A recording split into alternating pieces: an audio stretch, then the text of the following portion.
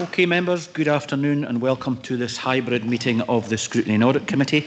And I would remind all attendees that this meeting is being recorded and webcast live on Angus Council's YouTube channel.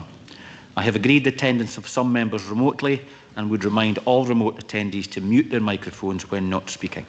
For any members of the public watching, please note that all the public committee reports, including details of specific recommendations, are available on the Angus Council website. Thank you very much. Mrs Mackenzie, are there any apologies or substitutions, please? Thank you, Convener. We have apologies from Councillors Ronnie Proctor and Martin Shepherd, with Councillors Ian McLaren and Brian Boyd substituting. Thank you very much. Agenda item number 2. Are there any declarations of interest or statements of transparency? Councillor Dorn.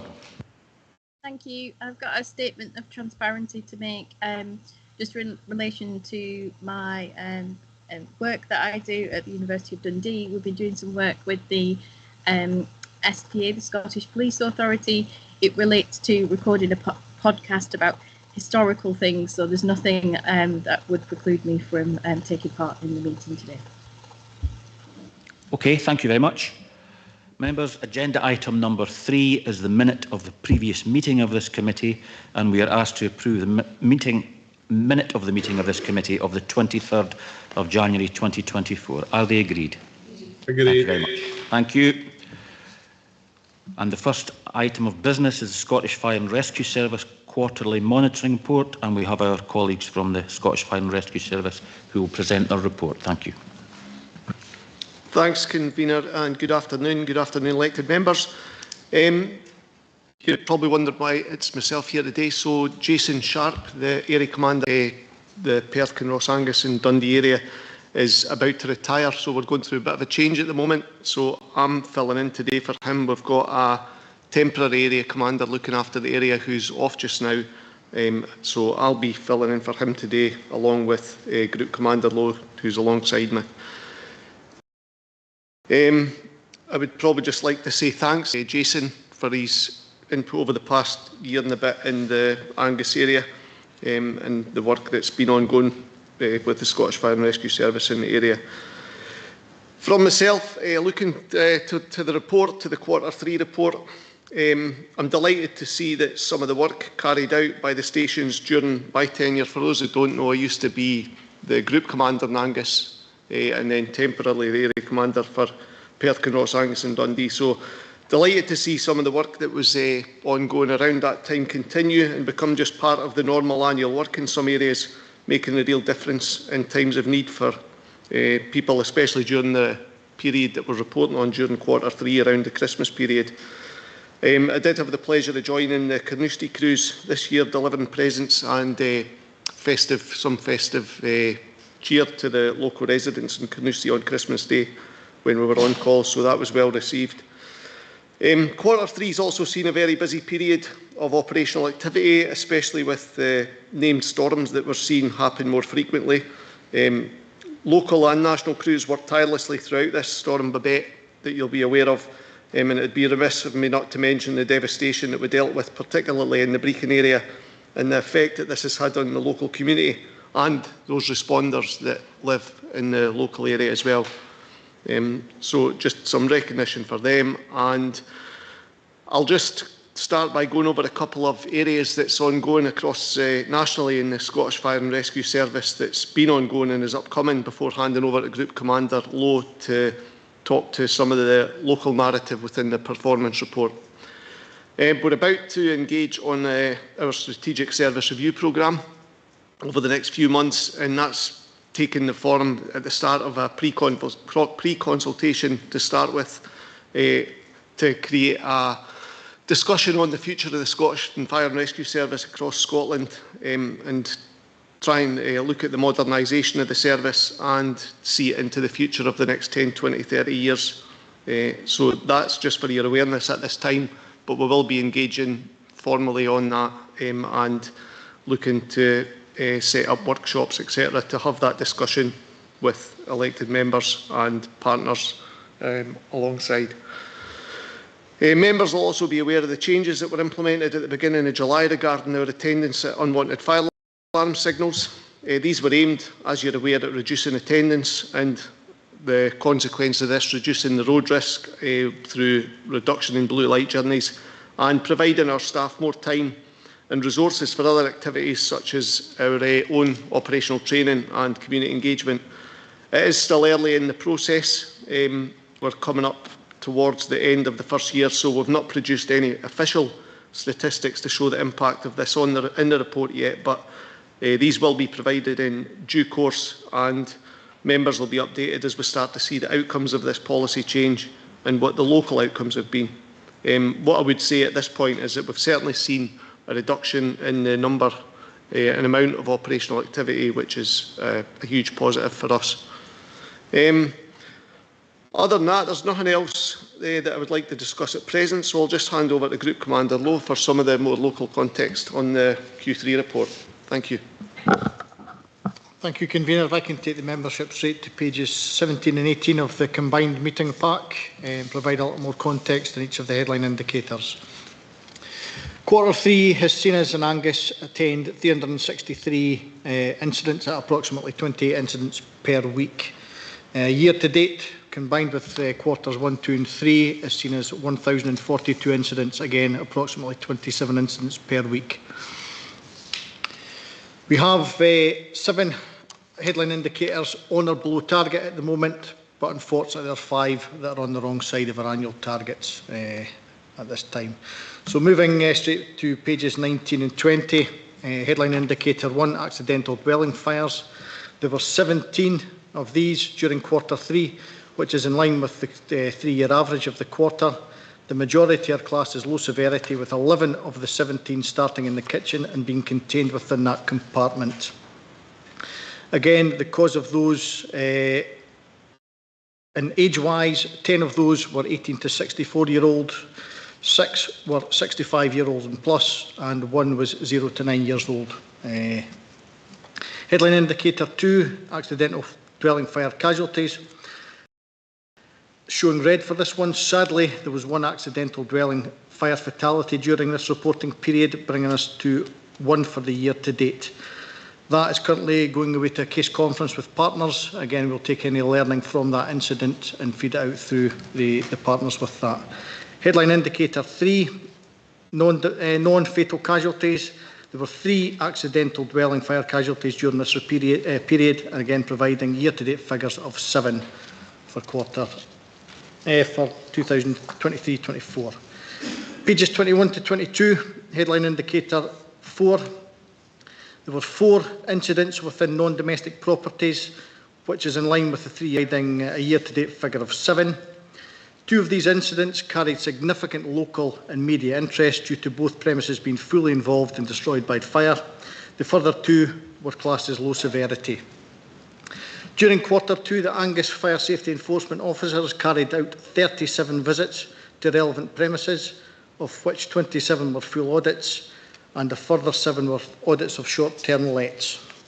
Headline indicator 5, fatal casualties in non-domestic buildings. There were 0 fatalities in non-domestic buildings during Q2. Headline indicator 6, non-fatal casualties in non-domestics, again showing red. There was a single fire casualty in a non-domestic building within the reporting period. Again, this brings the year-to-date figure to 2 for fire casualties in non-domestic buildings. Moving on to pages 23 and 24, headline indicator 7, RTCs. Again, unfortunately, this is showing red. We've had 23 incidents in Q3, which is above the 3-year average, with 8 of the 23 occurring in the Arbroath West, Letham and Freecombe ward. 11 of those occurred in October, 5 in November and 7 in December. Headline indicator 8, RTC fatal casualties. Again showing red. Unfortunately, there was a single RTC fatality within this reporting period during Storm Babette. This takes the RTC fatalities to 3 for the year to date. Headline indicator 9, RTC casualties. Again, unfortunately, red. Within Q3, we've had 13 RTC casualties coming from 9 of the 23 RTCs. This provides 32 RTC casualties for the year to date, which is already above our annual target. Again, 7 of those 13 casualties occurred as expected, where the highest number of RTCs happened in the Arbroath West, Letham and Freecombe wards. Pages 25 and 26, headline indicator 10, showing green for unwanted fire alarm signals. Within Q3 reporting period, incidents in Angus, which is considerably below the 3-year average. Again, as Scott mentioned earlier, this is clearly due to the time for change response model implemented on the 1st of July last year. Within the 40 UFAS incidents within premises with sleeping accommodation, residential care homes for the elderly had 13, sheltered housing had 10, and hospital and medical care had 8. Pages 27 and 28, deliberate primary fires, showing green within Q3, 8 deliberate primary fires, which is above the 3-year average, giving a total of 24 for the year to date. These are made up of 4 from grassland and woodland, 2 vehicle fires, 1 garage and 1 dwelling fire. Headline indicator 12, deliberate secondary fires, again showing green. Q3 has seen 16 incidents across Angus, which is below the 3-year average, giving a total of 80 for year to date. Unfortunately, 6 of the 16 occurred in the Forfar area, with 3 of those around the Forfar Loch former leisure centre area. The Community Action Team, with partners from Police Scotland and Community Wardens, continue to work to reduce these types of incidents. It is important to note that Forfar incidents have dropped from 17 to 6 over the last quarter. Again, from these 16, 13 of the secondary fires, as expected, occurred between 3 o'clock and midnight, 1 after midnight to 7 o'clock in the morning, and 2 during the morning through to early afternoon. We can take members to page 30 of the meeting pack now. The following provides an insight into the work carried out by the Angus Community Action Team and crews across Angus. Some of the support provided includes 219 home fire safety visits carried out across Angus, with 118 of those designated as high risk prior to the visit taking place. 18 adult protection AP1 referral forms were submitted to Angus Council Social Work over this reporting period. Again, the main areas surrounding were mental health and hoarding issues. 10 hard of hearing alarms fitted. 10 multi-agency case conferences involving persons identified as vulnerable and at risk. Again, the CAT team, as we call them, Employability Partnership Pilot. This was an event held at Brechin High School. The group undertook a collaborative approach with this employability initiative within Angus, where they worked together to deliver mock interview sessions to 80 to 100 S3 pupils. The mock interviews allowed those involved to learn how to answer questions, develop interview techniques, improve their communication skills, and reduce the worries before a potential interview. Again, we've seen a delivery of the new driver scheme. This approach utilises presentations and VR goggles to show potential new drivers the impacts of careless driving and how easy a situation can change and how lives can be lost due to poor choices while driving. Moving forward, the Angus Community Action Team will look to tie in with partners in Police Scotland and Scottish Ambulance Service to deliver a partnership approach to road safety for young people across Angus. Moving across to page 31, moving on to notable events. School Uniform Bank. As mentioned in previous scrutiny and audit reports, the school uniform bank that was previously run from Carnoustie Fire Station has been transferred to a local charity shop. This will provide greater access to the public for these types of essential items. Halloween and Cosy Coat launch, again at Carnoustie on the 31st of October. We opened the station to the purpose to provide a friendly and safe environment for families to attend for guising, and also allow us to deliver an important safety message regarding fireworks and bonfires. We also used the opportunity to launch our Cosy Coat appeal, and this enabled us to provide 61 winter jackets to local children and adults across Carnoustie area. Challenge Poverty Week. The 2nd to the 8th of October, Carnoustie Fire Station opened its doors again to raise awareness of the Challenge Poverty Week, again to help combat social and economic inequalities. During the week, the station provided free breakfast items, toiletries, information on how the community can see and how the community can receive help and seek help. Christmas Day visits and presents. On Christmas days, crew members visited people within the community of Carnoustie who would be spending the day alone, and visited 15 households where they enjoyed a friendly chat and some company on the day where living alone can be extremely tough. This is in Carnoustie's 4th year of running our Christmas gift appeal, and the station provided 137 gifts, 74 sets of pyjamas, 200 selection boxes and 30 Christmas hampers for people within the community. Notable incidents. Again, as Scott mentioned earlier on there, Angus has suffered a number of significant incidents over this reporting period, none more so than Storm Babette. Storm Babette hit parts of Angus particularly hard, and as mentioned previously, tragically from Thursday the 19th through to Saturday 21st, with families and homes in large parts of Angus yet to fully recover from the storm. Crews from across Angus worked tirelessly in extremely challenging conditions over a protracted period, with both initial and the emergency evacuation of residents across the north-east corner of Angus. Crews from both Brecon and Kirriemuir were able to put their new flood response training into practice, ably supported by water rescue teams from across Scotland. Fire crews were also supported by partners from Police Scotland, Police Mountain Rescue, Maritime Coastguard Agency and Angus Council staff. And lastly, fire crews were called to a large restaurant chain premises in Moneyfeith shortly before 1:15 on the 21st of November. Crews were alerted to the rapidly developing fire by 5 staff who were working in the restaurant at the time. 4 appliances and a dedicated height appliance tackled the blaze throughout the night and into the early morning. That ends the report. Convener, I'll happily take any questions from the membership. Thank you very much. Councillor Bell. Thank you. Thank you, Convener, and thanks very much for your report. And I hope you can pass back our thanks to Jason for his service over the years too. Really impressed by the unwanted fire alarm signal improvement stats. That's really good work, and I hope that gives citizens some comfort that, you know, they're not having a diminished service there. It's really effective. My question is actually linked to Storm Babette and other significant weather incidents and the road traffic incidents when there are casualties and where there's perhaps driver behaviour at play there, perhaps not driving to the conditions or even going out at all. Is there an opportunity to have an intervention with the driver post-incident and maybe signpost them to some training opportunities? It never ceases to amaze me that people go out when they're being warned not to go out and drive on roads in treacherous conditions when their purpose isn't perhaps as important as they think it might be, if I can put it that way. Thank you.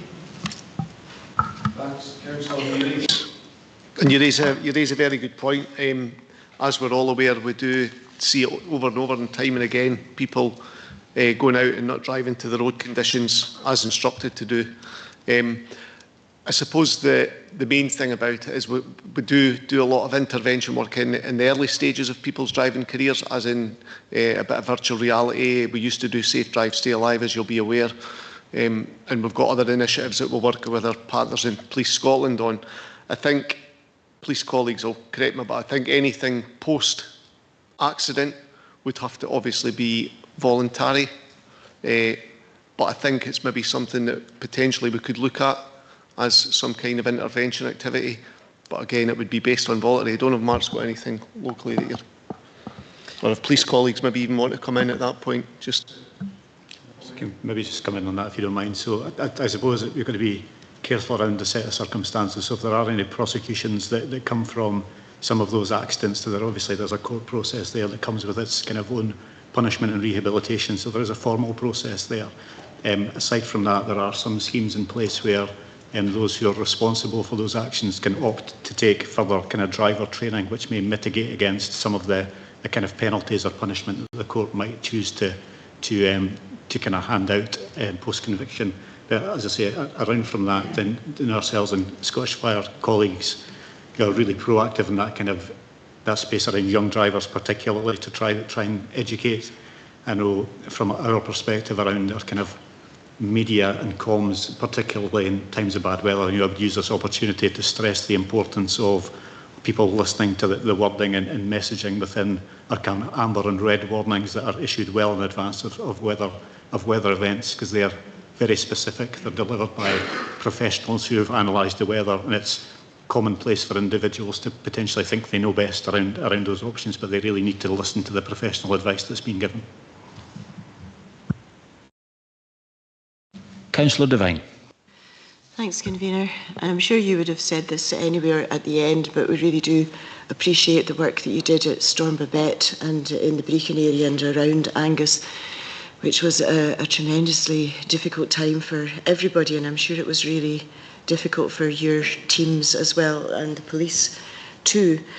My question is very small. It's just on page 20, what we aim to achieve to be in the top 5 Scottish local authority areas. Where are we just now? Because from what I hear of what you're doing, I just think you should be up there.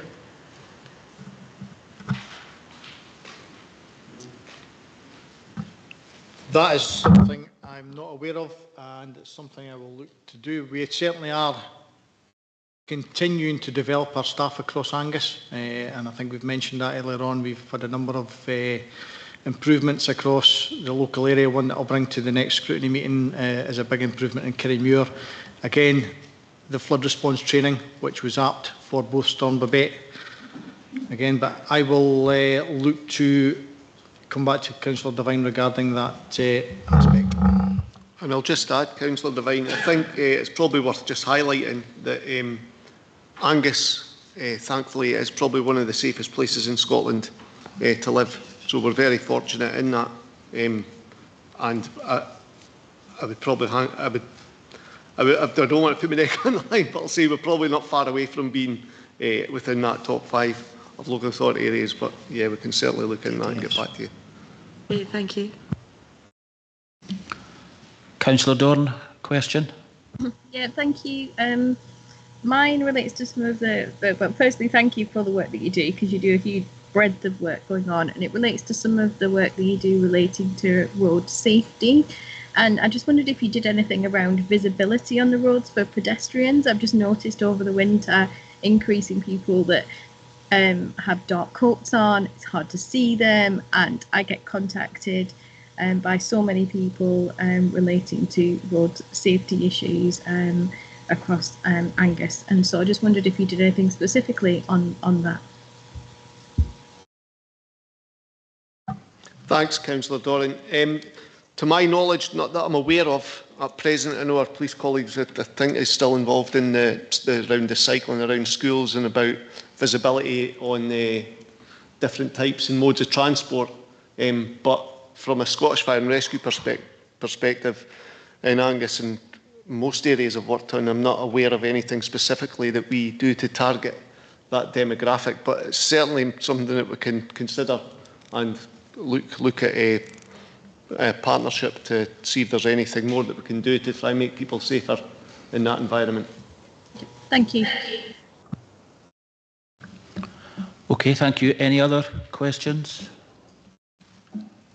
No comments? Councillor Bell, thank you.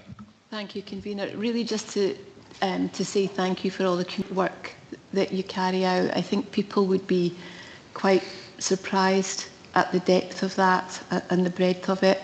And if anyone is watching the live stream, I would encourage you to go and look at the report and actually check it out. It's amazing work, and I'm sure communities really benefit from it. So thank you very much. Thank you, Councillor Bell. Yes, and just to follow on from what Councillor Bell said, I took some notes here just about the community work. I'll not go into it all, but I think going out on Christmas Day, that's dedication. That is dedication. So please pass on this committee's grateful thanks for all the work you do, but in particular in this report, the community stuff. Thank you very much. Councillor Boyd. Yes, thank you. It's just a comment. Can you pass on to James Kinnear and entire team down at Carnoustie Fire Station for all the hard work they do, out with what you'd think a fiery would do. The amount of things that they raise, and well, you can see it in the report yourself from pages 30 to 31 and 32 onwards. But I would generally like you to actually thank the whole team down there for all the extra work that they do. It's absolutely fantastic and is so well needed in Carnoustie. Thank you very much. Thank you, Councillor Boyd. I'll ensure that's passed on. Thank you very much. Anyone else? Any other comments? Well, just before there's just one recommendation, we agree the report. We'd just like to pass on this committee's thanks as well and wish Jason, if he won't be listening, but if you can pass it on, a very long, happy and healthy retirement. Thank you very much. Members, is this report agreed? Agreed. Thank you. We'll go on to agenda item number 5 now, which is the Police Scotland Angus Local Policing Area Quarterly Report, and we have our colleagues from Police Scotland with us. Thank you. Thank you, Convener. Good afternoon, elected colleagues. I am Jason Carrigan. I am the Divisional Commander for Tayside. I'm here with Chief Inspector Fitzgerald, who is the local area commander for Angus. A little bit of my thunder was actually stolen there, because the first thing I was going to do was recognise the work community team and our partnership and interventions team, and all of the work that will be highlighted in the report that Ross will get to in a second. But it just shows that prevention is absolutely at the heart of everything we do around service delivery in Angus. And the work that I think we punch well above our weight, and anyone that follows our Facebook page or our Twitter page will see that on a regular basis. So that was one thing that I wanted to sort of commend to you from the report. But now I'll just hand over to Chief Inspector Fitzgerald to take us through the report and obviously answer any questions at the end. Thank you, Convener. I would just take you kind of straight to page 45 on the report and like to focus on the narrative.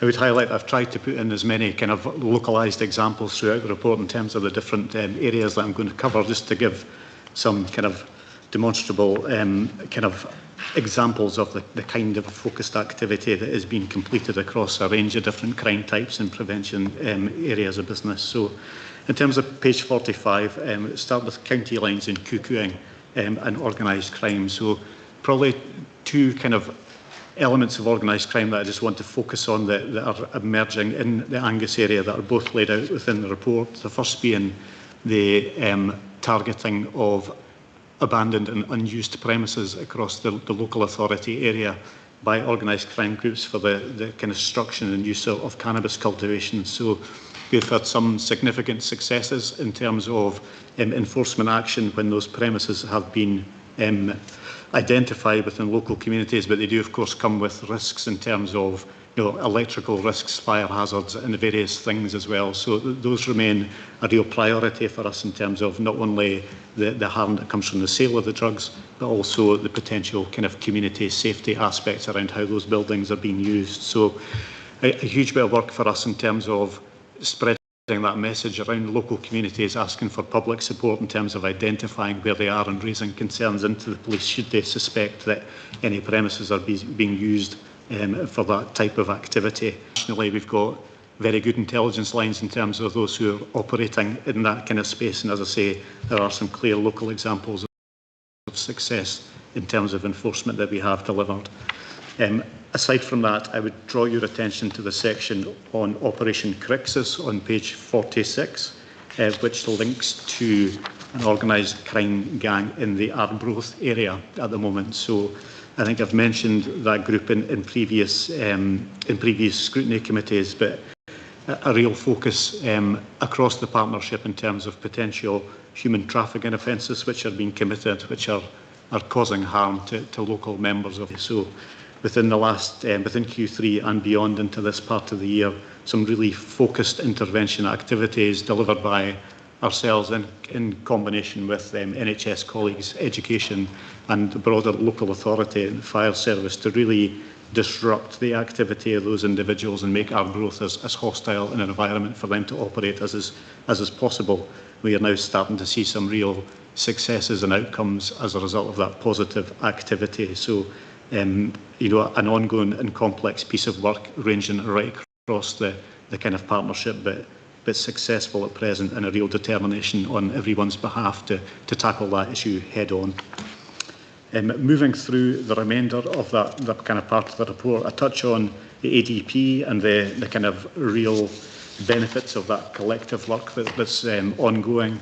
I'd probably highlight that I've been recently nominated to chair that group going forward into the next performance year, which I'm very happy to do to make sure that the policing kind of commitment to that group remains absolutely solid, and we can work collectively to look at the harm that alcohol and drugs plays across not only a range of public health areas, but clearly cemented into a lot of kind of serious crime and into that kind of vulnerability space for people right across all of our communities. So just a wee bit of update on ADP. I touch on the lock zone and the financial seizures that have also been delivered within Q3, and they're within the report for elected members to read at their leisure. But moving into serious and violent crime space, I'm probably positive to report that occurrence rates within our kind of serious assaults in comparison to last year have reduced by around 10%, so a number fewer victims of serious assaults than we had last year. And again, detection rates, which I think are recorded at 78.6% within the report, but now is just sitting above 80% as we speak today. So, those who are engaged in serious violent crime in Angus are caught and are reported to the Crown Office for prosecution. So, a real positive kind of performance in that area.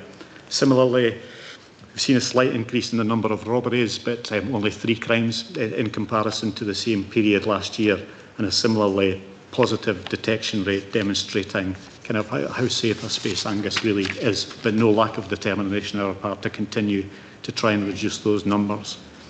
Looking at common assaults, again we see an almost 10% decrease in occurrence rates in that space, with very strong detection rates in comparison to last year and right across other areas of the country.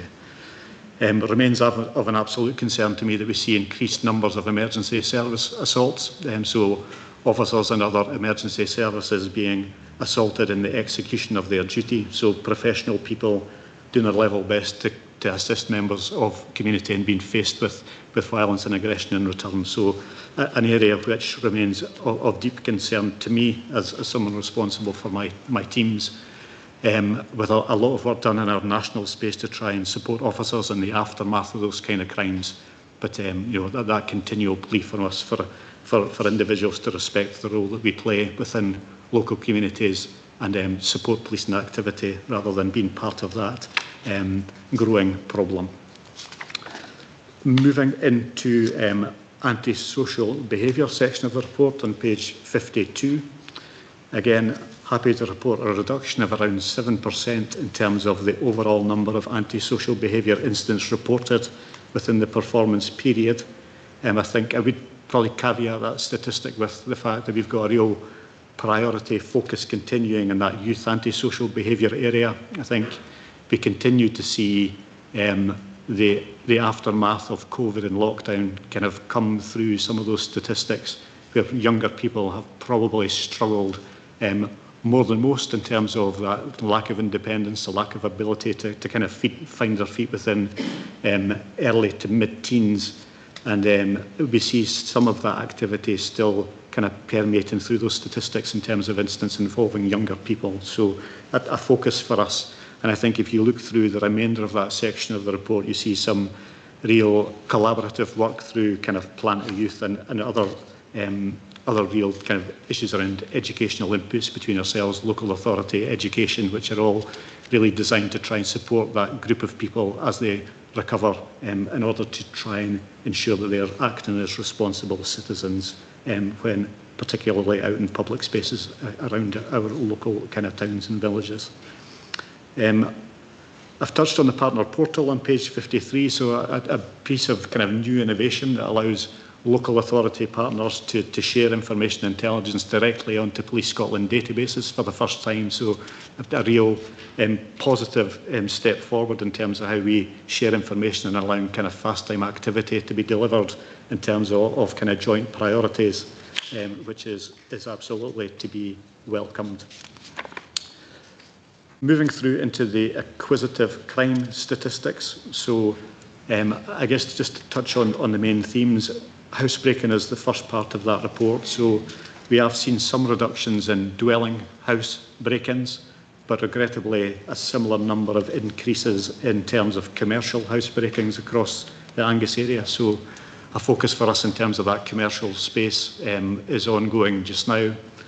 All of our crime trends around kind of series of house break-ins are analysed through our acquisitive crime team, which is based divisionally, and we are well linked in with kind of regional partners and other divisions to look at the kind of travelling element of that, which is perfectly clear with travelling groups of criminals coming into the Angus area and pushing up into Aberdeenshire from central belts and beyond. So the sharing of information and the maximising of priority lines of inquiry to ensure we detect as many of them as possible is absolutely the focus. Moving into motor vehicle crime, I think the end of Q3 we were in a very challenging position around motor vehicle crime. I'm probably pleased to announce now that we are now trending in the direction where we are expecting to see fewer motor vehicle crimes having been committed by the end of this performance year rather than more, which is a positive turnaround from where we were kind of midway through the year. So a very challenging start to the year in terms of motor vehicle crime. The one crime within that subset that's still a problem is the actual theft of vehicles themselves. So we've seen real reductions in occurrence rates of thefts of property from vehicles, but we still see a higher number of thefts of vehicles themselves than we would like. A lot of them linked to some of our commercial house break-ins where a premises will be broken into, car keys stolen, and the vehicles are thereafter driven away at the end of the commission of that crime.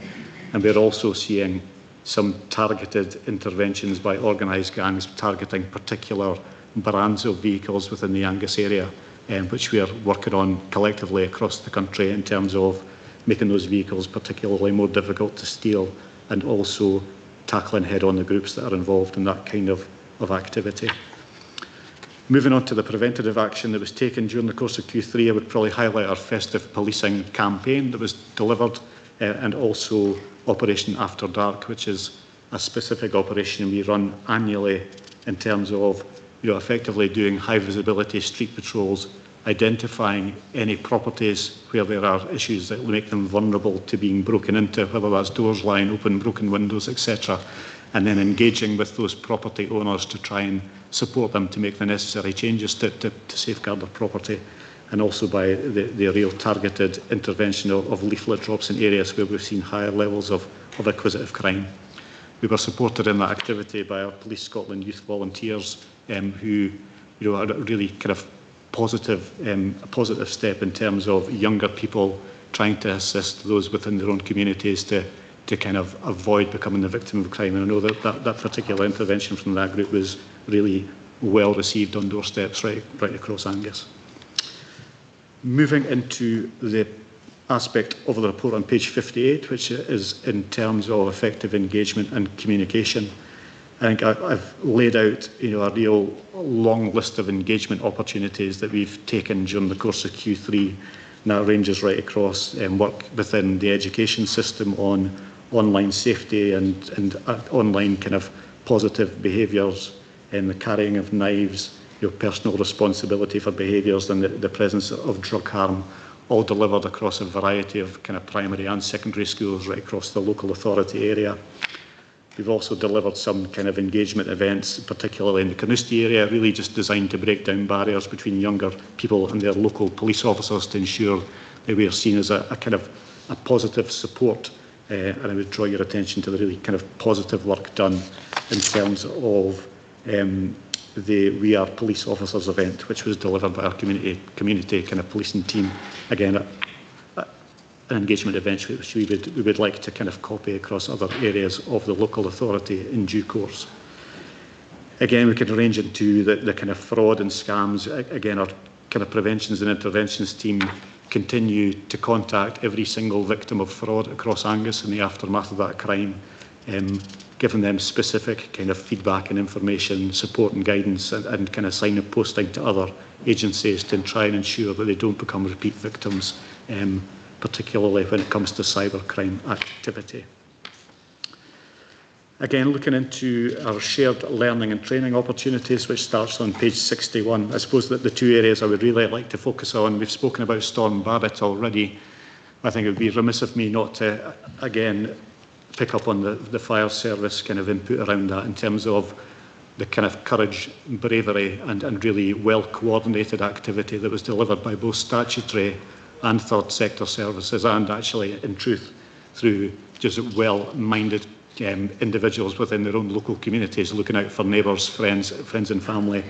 I think it's when local authorities and emergency services are tested that we see what our partnership arrangements are really like. And I think in the context of the Storm Barrett, we see a cohesive group of individuals pulling in the same direction, really trying to do our best for local communities. So a really firm response. As with all of those kind of major incidents, probably just reassuring to let the group know that our local response planning have debriefed our collective response to that. We're always looking to learn in the aftermath of these kind of events. So that debrief has happened, and learning outcomes will be fed into kind of future responses to any further kind of weather events such as Storm Babbitt in the future. And I would also like to highlight our distress brief interventions, which the training is ongoing now. So there's a fairly lengthy section on that scheme within the report, which is headed by Penumbra, a kind of third sector charity, but a really positive addition to how we help people who are in kind of mental health crisis or kind of crisis of any kind, which gives police officers increased skills and effectively another tool within their kit to support individuals who need that quick and early intervention to support them when times are tough. And I will let you read through the rest of that report for yourselves, but a real positive collaboration with Penumbra that's doing some vital and really positive work within a space within Angus that probably needed a little bit more focus and early intervention. So a positive bit of work there. And again, a few examples at the end of that section that kind of plainly lay out the benefits that collaboration will bring over time. And lastly, I'll touch on our kind of road safety thematic spotlight. So I know colleagues from Fire Service have touched on a lot of the kind of preventions work that they do along with ourselves. I guess the worry in terms of the headline statistic in that area is there have been 7 fatal road collisions year to date, which is a significant increase from the 2 that happened the year before.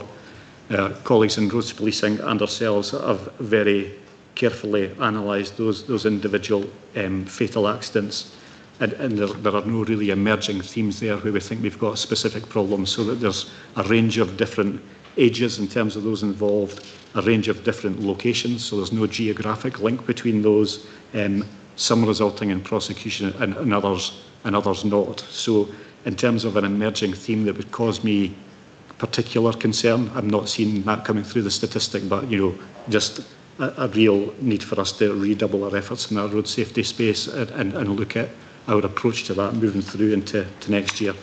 And see, as I lay out the other aspects of the report, we move into the prevention activity space, and I've offered a range of schemes that we are delivering just now that are engaged in trying to prevent those fatal and serious accidents.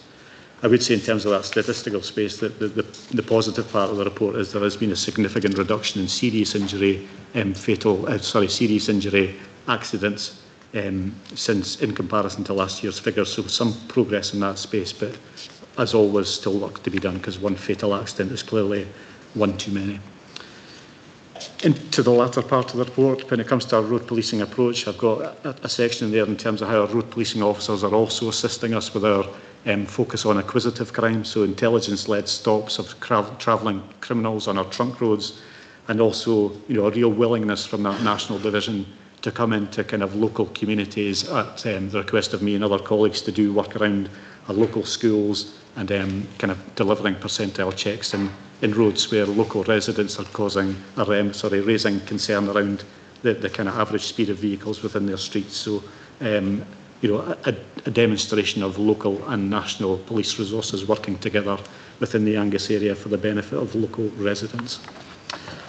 I'll not go too deeply into our approach to investigating road traffic collisions. There's a significant amount of information there, which is really just for the information of elected representatives and yourself, convener, just for you to kind of have that little bit of information around the kind of the focus and level of resource and intensity that goes into investigating each and every fatal and serious road traffic collision, just to demonstrate our desire to bring those to justice who have broken the rules, but more importantly to make sure that every single accident is used as an opportunity for us to learn and educate and try and impact upon any kind of future driver behaviour. So I think I'll leave it there. They've covered a lot of ground, but more than happy to take any questions.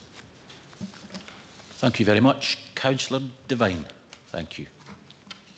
Thanks, Convener. Thanks very much for that report. It's very interesting throughout.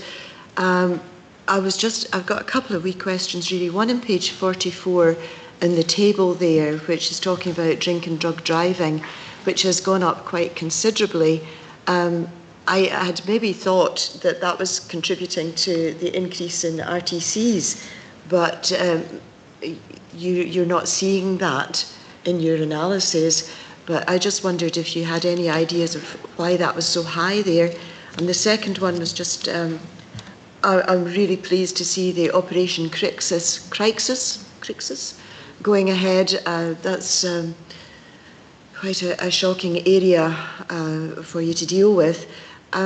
There's no mention of nail bars there, and at one point there was a concern around that area. Maybe you could give us a little bit of information about that. Thank you. So in terms of the first question around drink driving, I suppose I can provide that reassurance that of the 7 fatal collisions that have occurred this year, alcohol or drugs was not a factor in any of them. However, clearly anybody driving under the influence of drink or drugs is more likely to be driving erratically in a dangerous fashion. So we're absolutely alive to that. In terms of the statistics, I think that there is absolutely an element of that we're getting better at detecting drug drivers particularly. So I think historically we've relied on breathalyzer tests that everybody will know about around drink driving. We have also in recent times introduced drug wipes.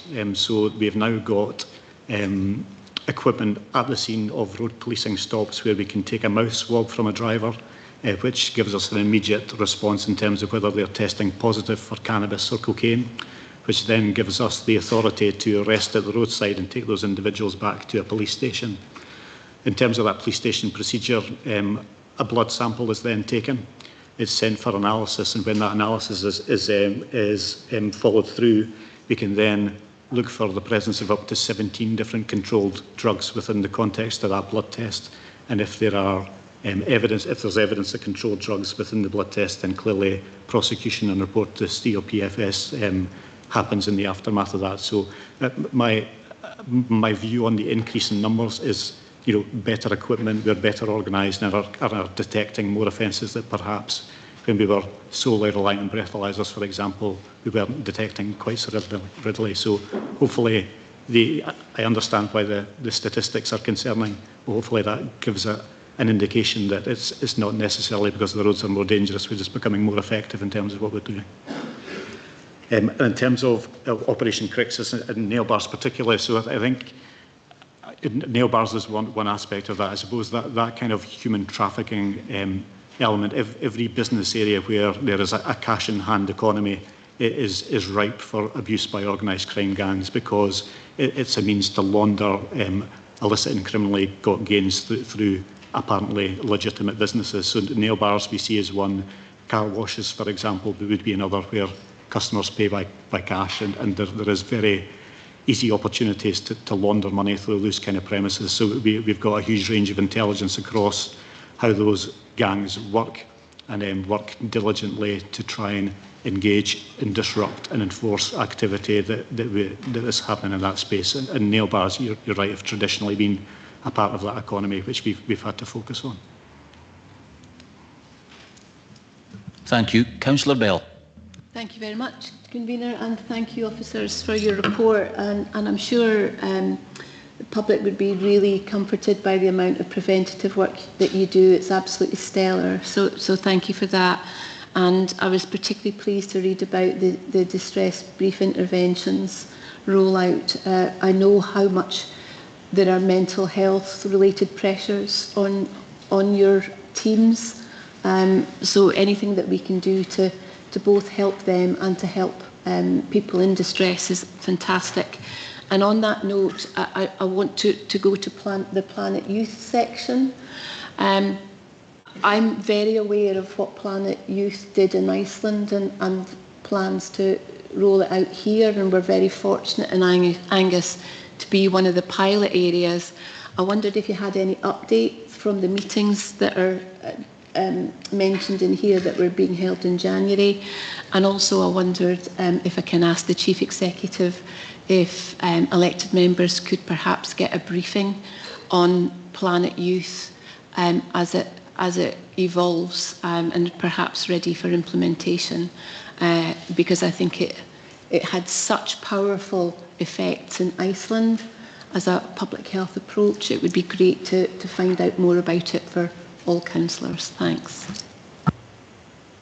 Maybe just to respond to the policing aspect of that. So there's a central representative has attended those meetings. I wasn't at them directly, but given you're looking for some broader information from the local authority as well, I wonder whether I could come back to you with a kind of more bespoke kind of report that provides the detail of that, rather than trying to kind of explain my way through to this meeting, if that would be helpful.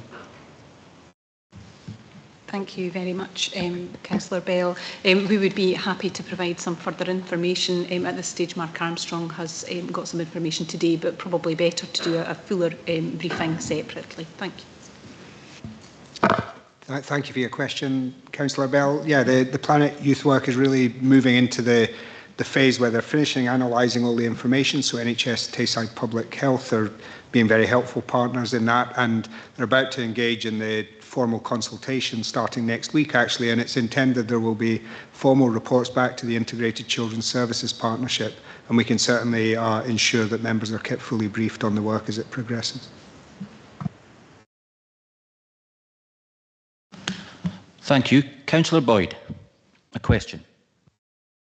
Yes, it was a question I was listening with interest about the Carnoustie community policing, and so first of all, I suppose can you pass back, see me coming back under comments and pass on, the team are doing an excellent job here, but it did make me think about this community policing.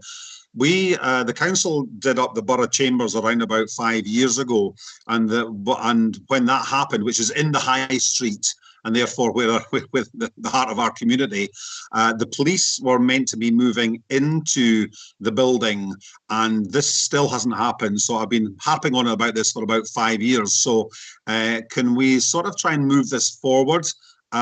Because it'd be a far better place for the police to be there. Their cars would be seen in the high, the vans or the police vans or cars would be seen in the high street, and a far more visible presence than up where they are just now in Carnoustie. So can you take back on board to see what's happening there and maybe come back to me on that? Thank you for your question, Councillor. I absolutely will take that to Yvonne Johnson, our Head of Estates Transformation, and seek an update and come back to you. Thank you very much. Thank you. Councillor Gall, a question. Thank you, Convener. It's just to go back to where Councillor Devine was on that topic. I'm sure most elected members have had constituents saying how they don't see as many police as they did years ago, and of course we all know that their backs could be turned when a patrol car passes. So it's difficult to quantify that. It was just, do you think there's a link between complacency of people with that, persuasion of drink driving, drugs or speeding, and they think there isn't the same risk of being caught, or there isn't the same risk of being detected? Do you think there's a bit of a real bad mentality right now that's going in when people talk about police numbers, and it causes an issue with these offences to start to increase? I suppose on that, it's no surprise that to anybody that budgets around policing are difficult. So there is an understanding around the public that there are fewer police officers being employed. I suppose locally, what I would say is our performance figures stack up against any local authority right across the country, and I'm absolutely focused on making sure that we remain as visible as we possibly can, and I know my kind of inspectors and sergeants are working hard in that space as well.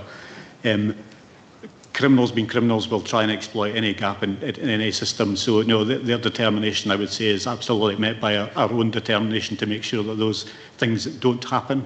We see in the kind of road safety part of the report that we are still stopping literally thousands of motorists across Tayside Division every year in terms of proactive stops in order to try and identify those offences. As I say, we've got a real continued focus on that prevention space, particularly around our younger drivers. So, it's an area of performance that I continue to monitor. As I say, we are as proactive on the roads as we possibly can be, but as you will know, there is always more work to do, or always more work that can be done. So that kind of visible focus, I think, around road safety, yes, but certainly even around antisocial behaviour, public reassurance and public safety, that visibility part is absolutely crucial to all of that kind of policing right across the local authority, and maintaining that as best I can with the resources I have is an absolutely fundamental part of what we do.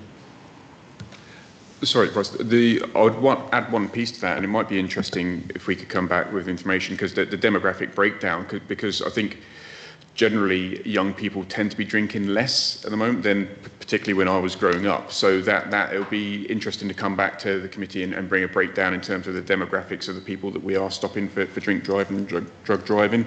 And that would be useful to sort of either confirm or dispel some of those assertions, if that would be helpful. Okay, thank you very much. Any other questions?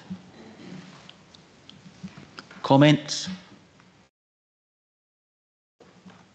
Well, I'll do my usual and just thank Police Scotland and your colleagues for all the community work that you do, your day-to-day jobs as well, protecting us. But it was interesting to see the pitching in programme in Brechin and the We Are Police Officers that you did at Murrows Primary. I did hear about the Murrows one because that's schools in my ward. I know that Councillor Bell and I mentioned this before at the last meeting, but it beggars belief to me to see that there's still violence, an increase in common assaults and violence to emergency workers. It's just not acceptable. It's not good enough. And I hope the sheriffs take a very dim view and throw the book at them, because it's just not acceptable. So pass on our support for both fire service colleagues and the police from this committee. Thank you. Is the report agreed? Agreed. Thank you. Okay, members, we'll go to agenda item number 6 now. It's the Angus Community Planning Partnership annual. Sorry, Lynn. I think at the pre-agenda it was asked if the police and fire would stay for this one. Thank you.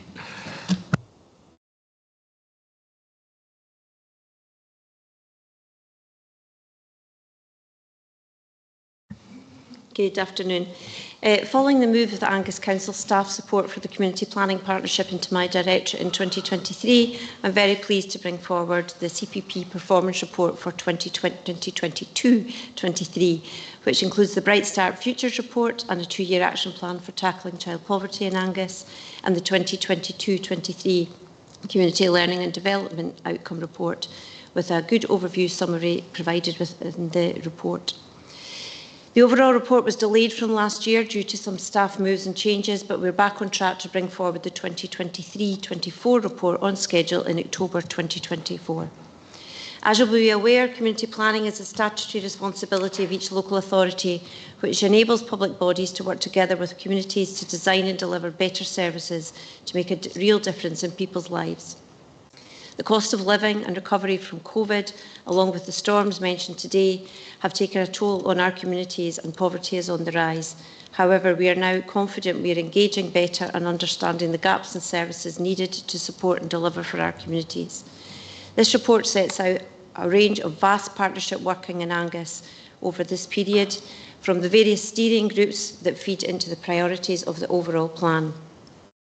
The report covers the first year of the 8-year plan, which was developed following far-reaching engagement with partners and service providers. This performance report highlights the wealth of activity delivered to achieve the community planning vision. All of this activity is overseen by a strong community planning board, and the partners are all listed within the plan. Unfortunately, both the chair and the vice chair of the community planning board are currently absent from work. I'm sure you'll join me in wishing them well, and we hope to have them back soon leading the board. We do, however, have a range of partners on standby today online, should there be queries, and Mark Armstrong, the Bright Futures Working Group Chair, is here to answer any child poverty specific queries, and we have the other community planning partners in the room. If we are unable to cover any specific queries, however, given the vast amount of information in the report, I will revert to you after the meeting today. Thank you very much, Alison. Any questions? Councillor Devine, thank you. I've actually got a few questions, but I'll just stick with one just now. It's on page 86, there's a kind of infographics there, and I was surprised to see the 234, 1.6% of all learners assessed as having a disability. Now, to my knowledge, it's nearer 30%. Children with additional support needs.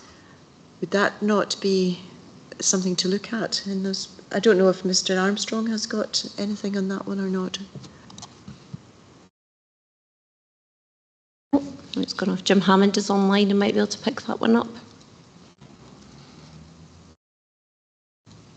Hi, Councillor Devine. Thank you for your question there. I can give a broad brush, and it's probably around the definition of disability as opposed to an additional support need, which is much broader. Additional support needs can either be short-term or a longer term, given on the circumstances, and can be impacted in different ways, from a bereavement which is affecting a child at a particular time, or a specified condition such as ASD or ADHD. So it's possibly around the definition there, and that could be around physical disability, but without knowing the operational definition, I'm unable to provide any other information at this time, but happy to come back to you or liaise with my colleague Audrey Osborne, Service Leader for Additional Support Needs, and we can come back with further information on that.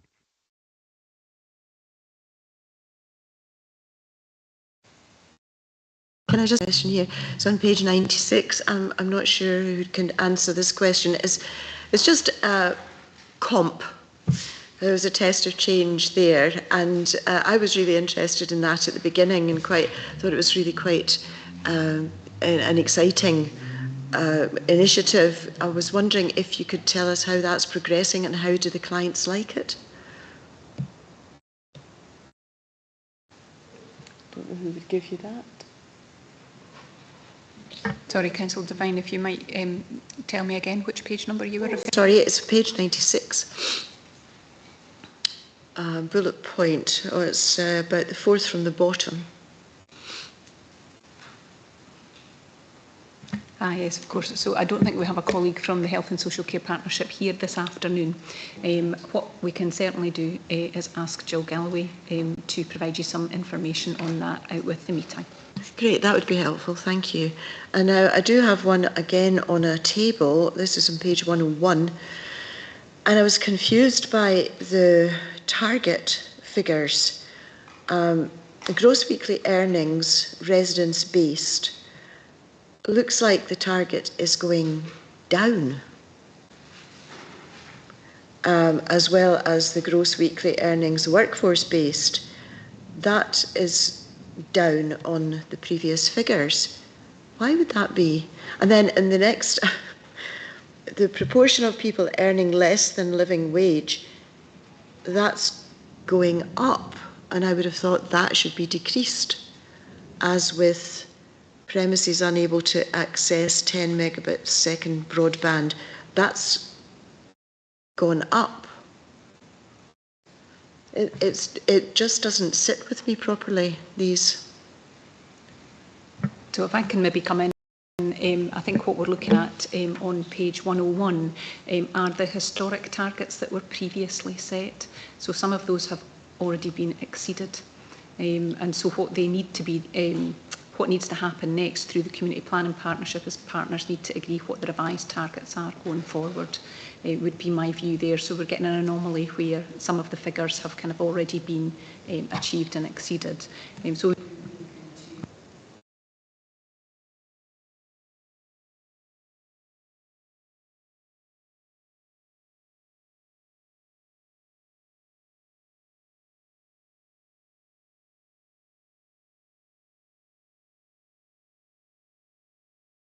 sorry, I thought I had put the microphone on, but it obviously went off. No, I think what I was saying there, I'll just repeat for the benefit of those listening online, is that those targets were originally set against a lower baseline, so some of those now need to be considered and revised within the community planning partnership itself.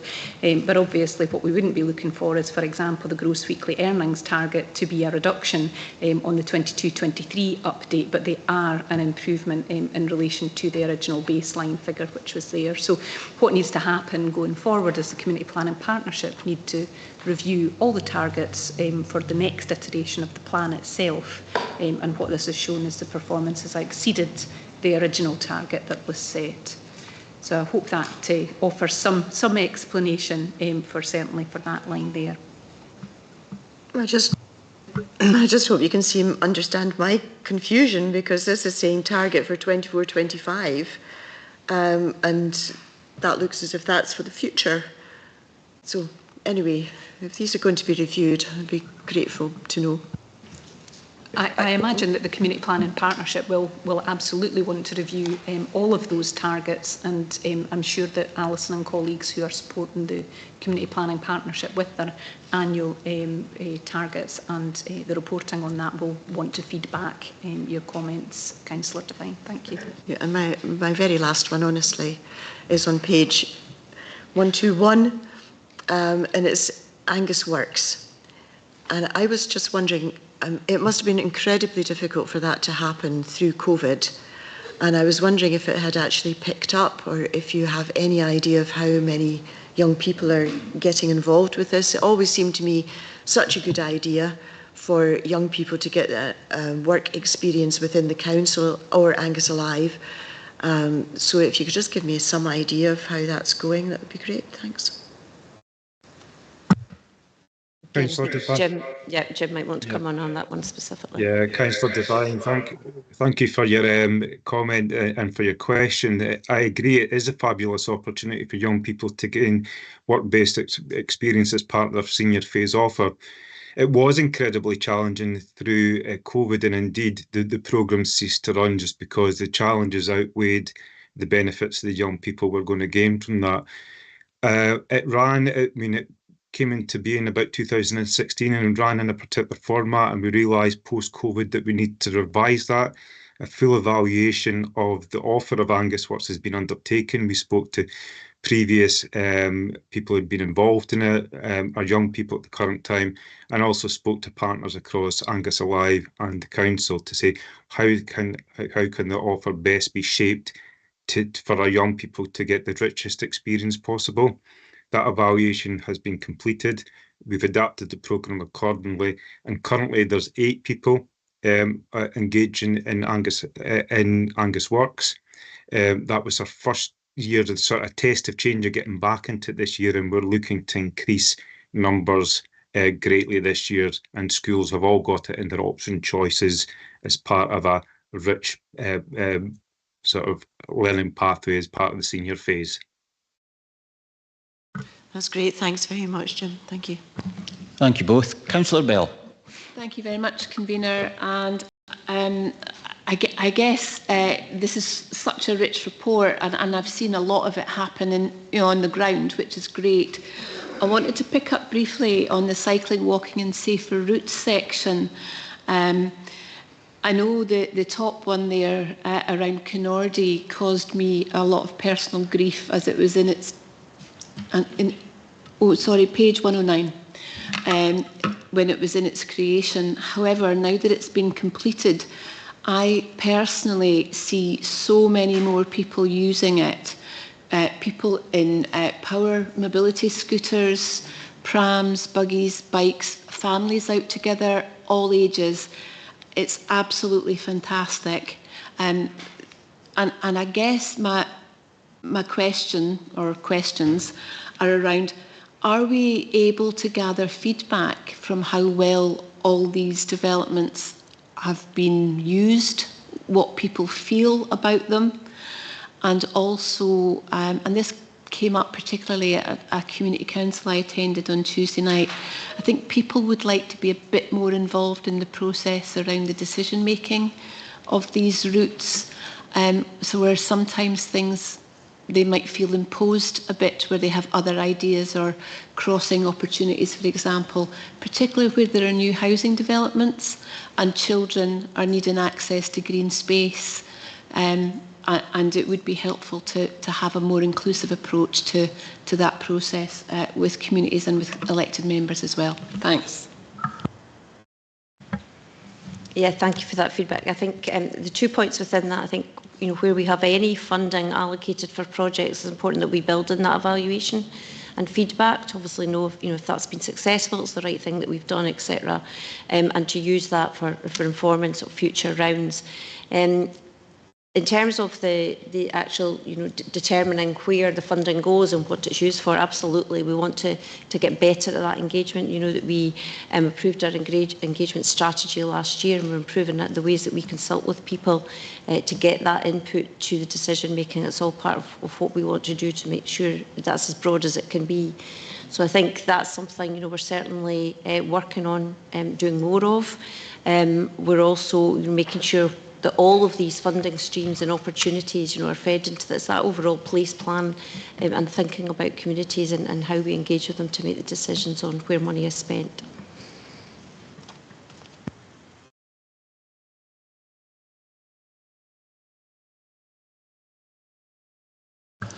Councillor Gavin Nicholl, a question. Thank you, Convener. Page 73, item 4.3. The figures on the children in relative poverty and children in absolute poverty, these percentages, surely it's very difficult to present these figures with circumstances probably changing daily. Will these figures be an absolute correct or an assumption of what they're hoping it's not, for want of better words, right?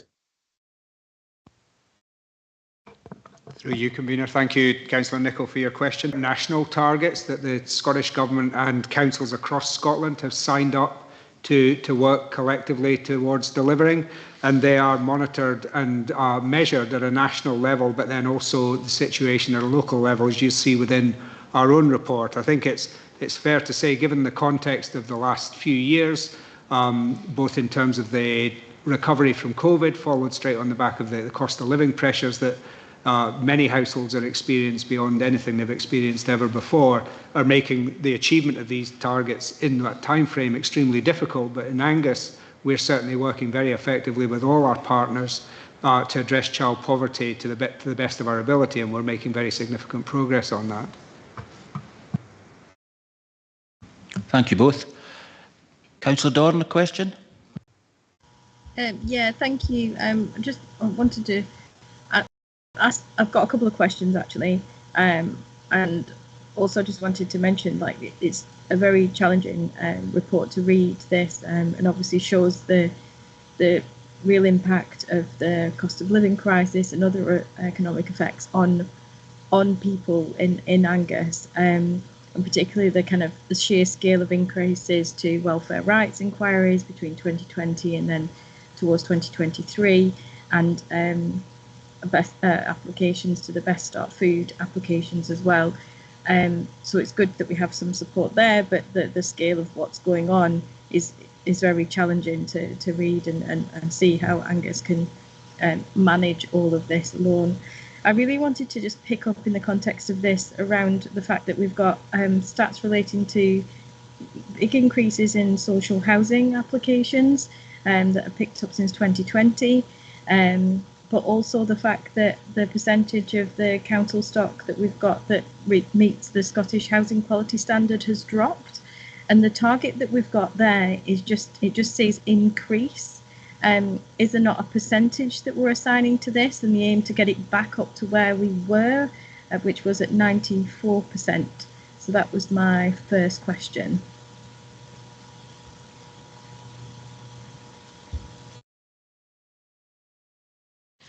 Sorry, somebody could just tell me that page. I'm just looking for the statistic. In terms of your overall question, yes, absolutely. The aim would be to improve on that. Has been an impact in terms of what we've been able to do as a result, particularly of last year and of work around Brechin, etc., and the impact of Storm Babette. But absolutely, we need to have good quality housing. That is absolutely essential, and it's part of the overall plan within housing to look at how we can bring existing housing up to standard, etc. So that improving, yes, is this figure at the moment. Within the new plan that is being developed, we're certainly looking to put some more targets against that, and we can certainly update on that in forthcoming housing reports. Okay, thank you.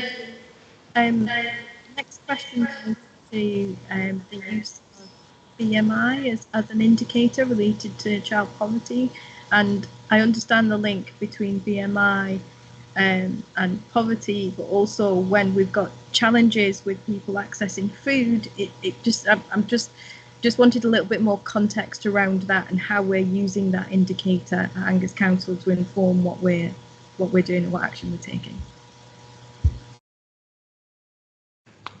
Thank you, Councillor Dorn, again through you, convener.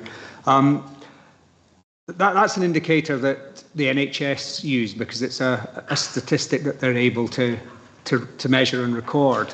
The work we're doing across all our partners, but led primarily by Public Health in NHS Tayside and Angus Council, around a whole systems approach to child healthy weight, and the focus there is really on looking at a whole range of indicators and risk factors across our whole population, but with a particular focus on the lives and experience of our children and young people. So whether that's to do with their physical activity, or access to foodstuffs, or the kind of meals that they get through the school meal system. And that work is initiated at the end of last year. There's a significant workshop scheduled for the end of this month that will take that forward. And I think what we'll find through that work is we will identify a lot more of useful kind of proxy indicators as to the health and well-being of our children and young people. But just now, that really is where the NHS kind of get that data, and that enables them to have the concerns they quite rightly have around obesity within our population. But it's not really the indicator that we're using to track whether we're going to be successful in addressing that. Great, thank you to hear that. And finally, my last question relates to the Park Smarter campaign, which is detailed on page 108. I just wondered if there was any plans and scope to roll that out further. One of the things that I'm contacted about the most is relating to safe parking around schools and houses. So it seems like a good programme and that's gone well, and it'd be really good to see that being rolled out across Angus.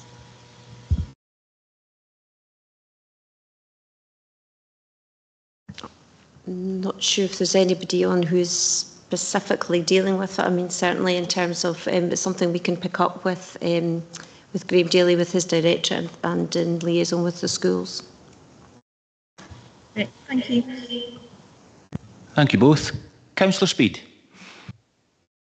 Yep, thanks, convener. A couple of queries. I couldn't quite hear all of Councillor Devine's kind of question and the response because we seem to lose connection. But I also had a query around why within our performance table the proportion of people that are earning less than the living wage has a target set against it that looks as if we're looking to increase that number, but perhaps that was what was maybe answered previously.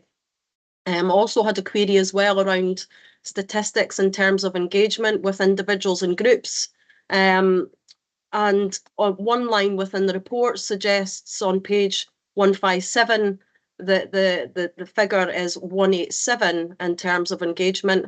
However, a total within a table on page 148 suggests that the numbers that have been engaged with is 1,097. So perhaps just a couple of queries there that can maybe be looked into while I go through my questions, if that's okay, convener. That's quite all right, Councillor Speed. Thank you.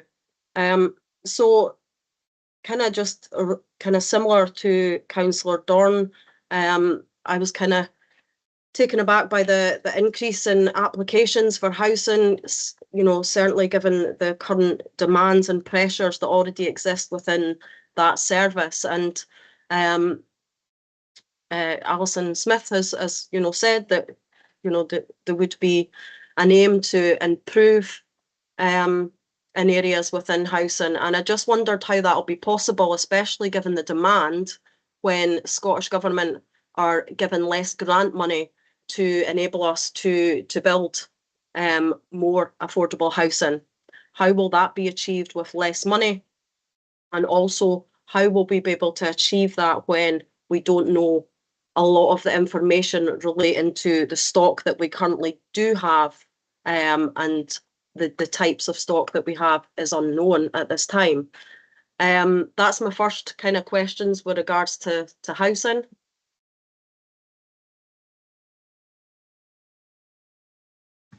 Yeah, so happy to come back. Just in terms of the first point which Councillor Devine raised about the targets under the economy, that is already under review. So just to give that confirmation that those targets were set at the when the CPP was reviewed a couple of years ago, so the targets themselves are currently under review. So we will bring that one back. I think we're all aware that there will always be more demand than the housing we have available. It's a given, and given the sort of rent rates that we have compared to the private sector, we're seeing shifts around private sector demand as well, and changes in that market. What's important for us is to make sure that with the grant allocation, and you made reference that has been reduced, that we are able to invest in upgrades of houses of our existing stock.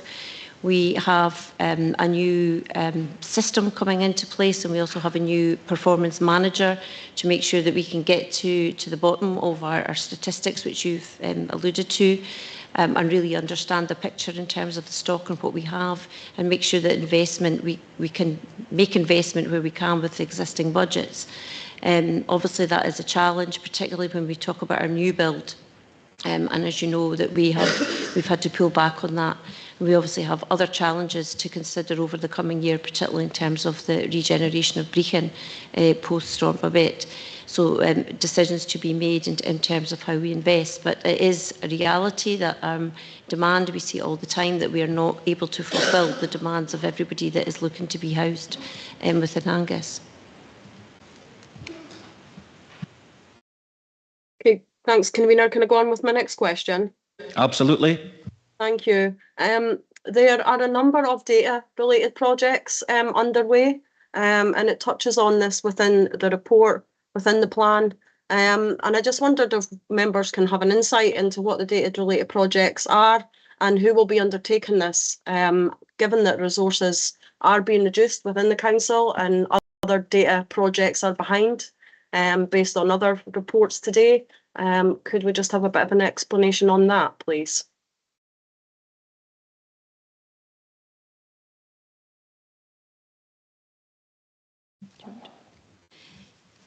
In terms of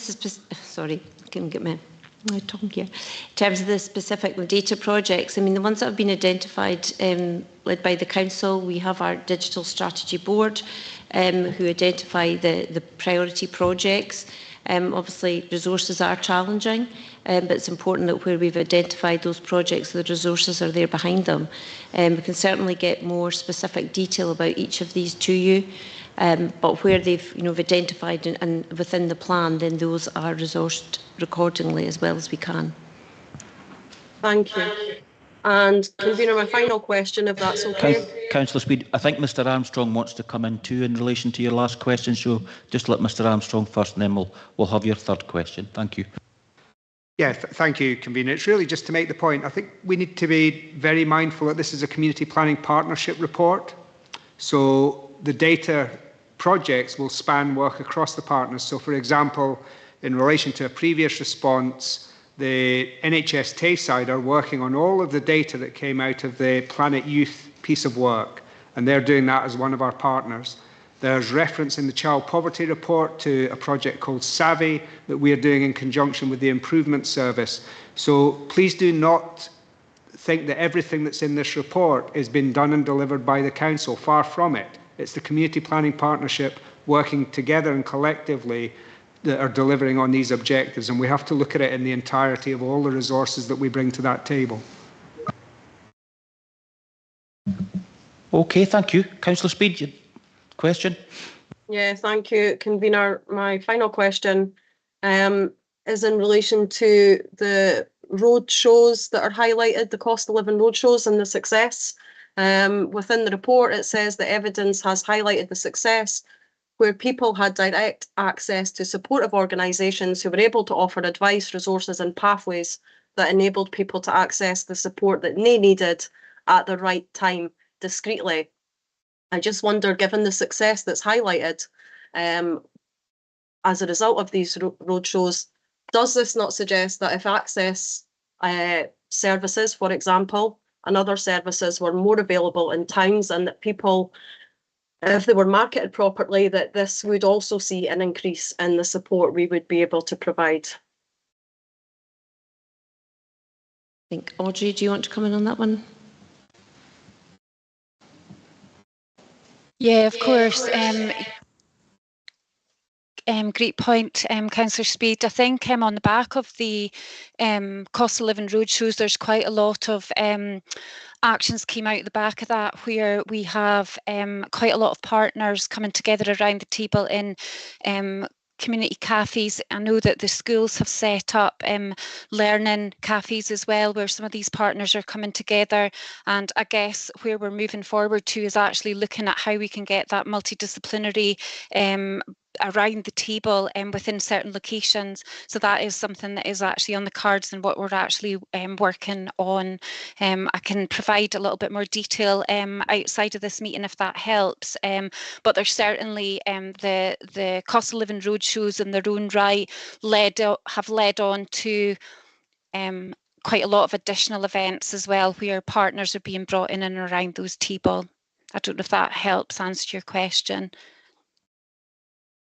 Yeah, thanks, Audrey. I guess really maybe what it does highlight is that we're maybe reinventing the wheel, and where we had Access Office that was staffed with various teams providing support and people knew where to go. But we've obviously had a shift over the years in terms of locations and where that service is being provided and delivered from.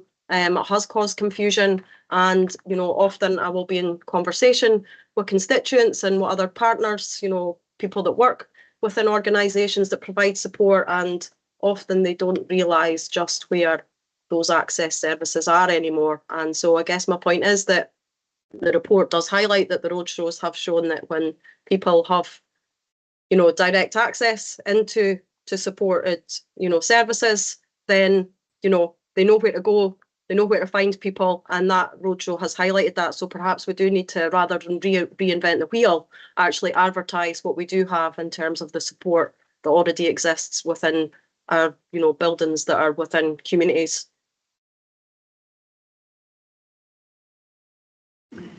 Okay, thank you. Councillor Bell. Thanks, Convener, and I hope you give me some latitude here. I'd just like to pick up on Councillor Speed's point and Mark Armstrong's.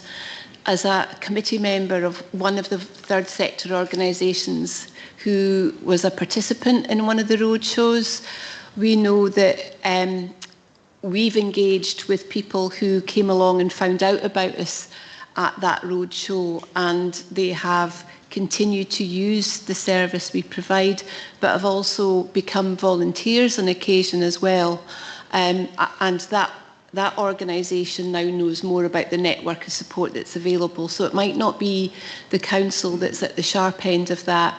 It might be the third sector organisations who were participants, and people are being perfectly adequately supported in their communities by those organisations, which is actually for me a real bonus and benefit of that multi-agency approach that we took to deliver in those roadshows.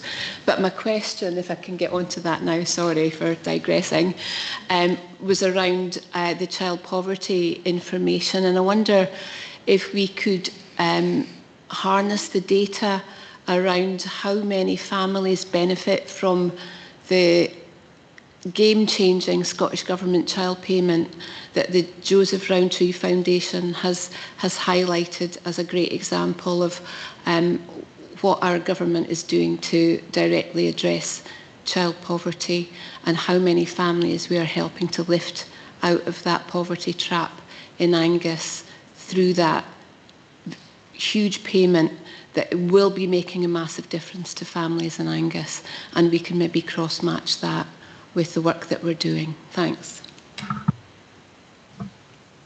Thank you, Convener. Thank you, Councillor Bell. I think that's a very important point to make, and I think it is reflected in the report when you look at the uptake and the quantum of money that has been distributed through the child payments and the significant increase, and I think that is partly a reflection of the increased quantum that the Scottish Government make available for that payment. So I think it is referenced in the report.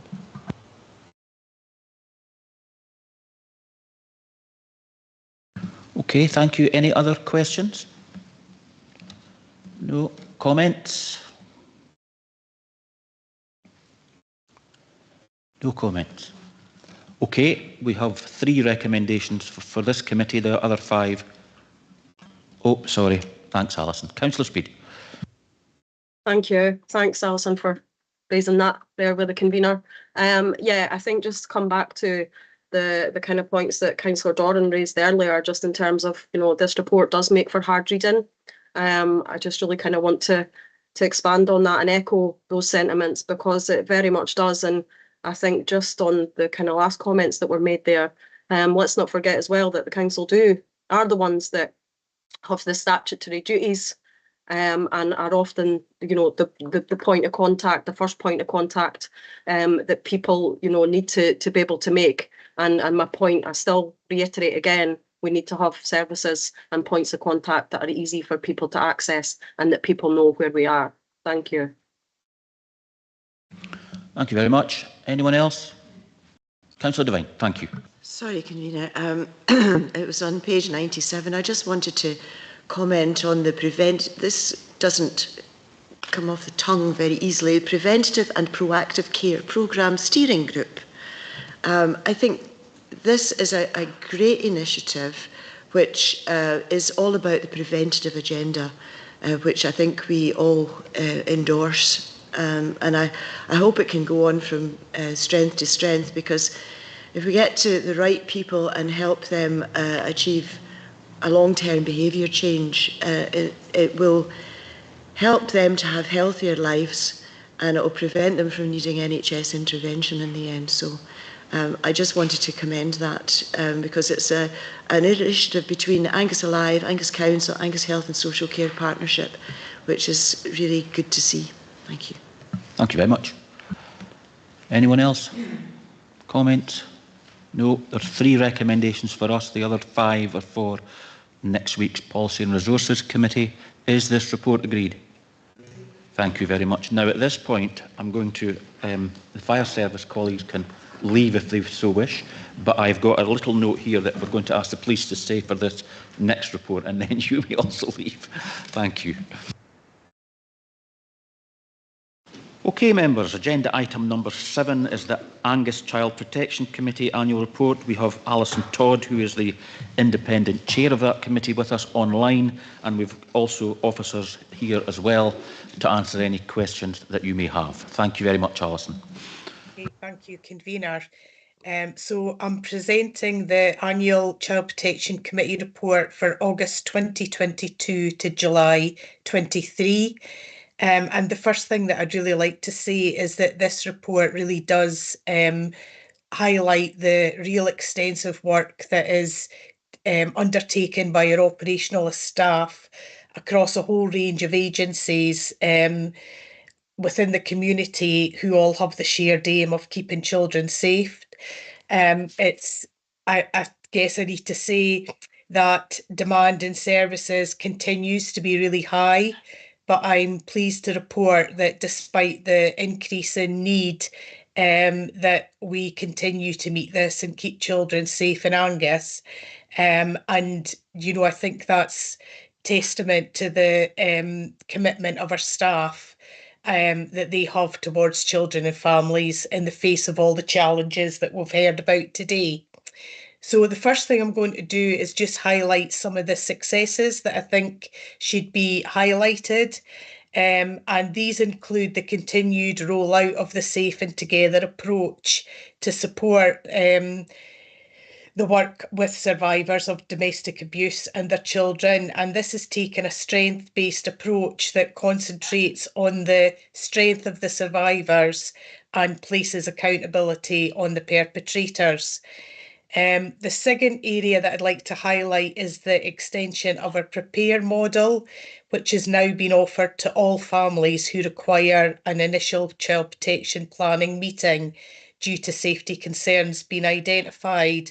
Again, this model supports the strength-based relationship practice with families, and evidence has shown that it increases the likelihood of positive outcomes for children, and currently 50% are taking this offer up, and that's continuing to grow as we embed it further.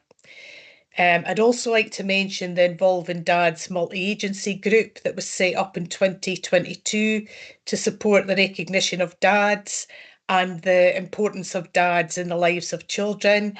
Again, this area of work is really important on a number of levels.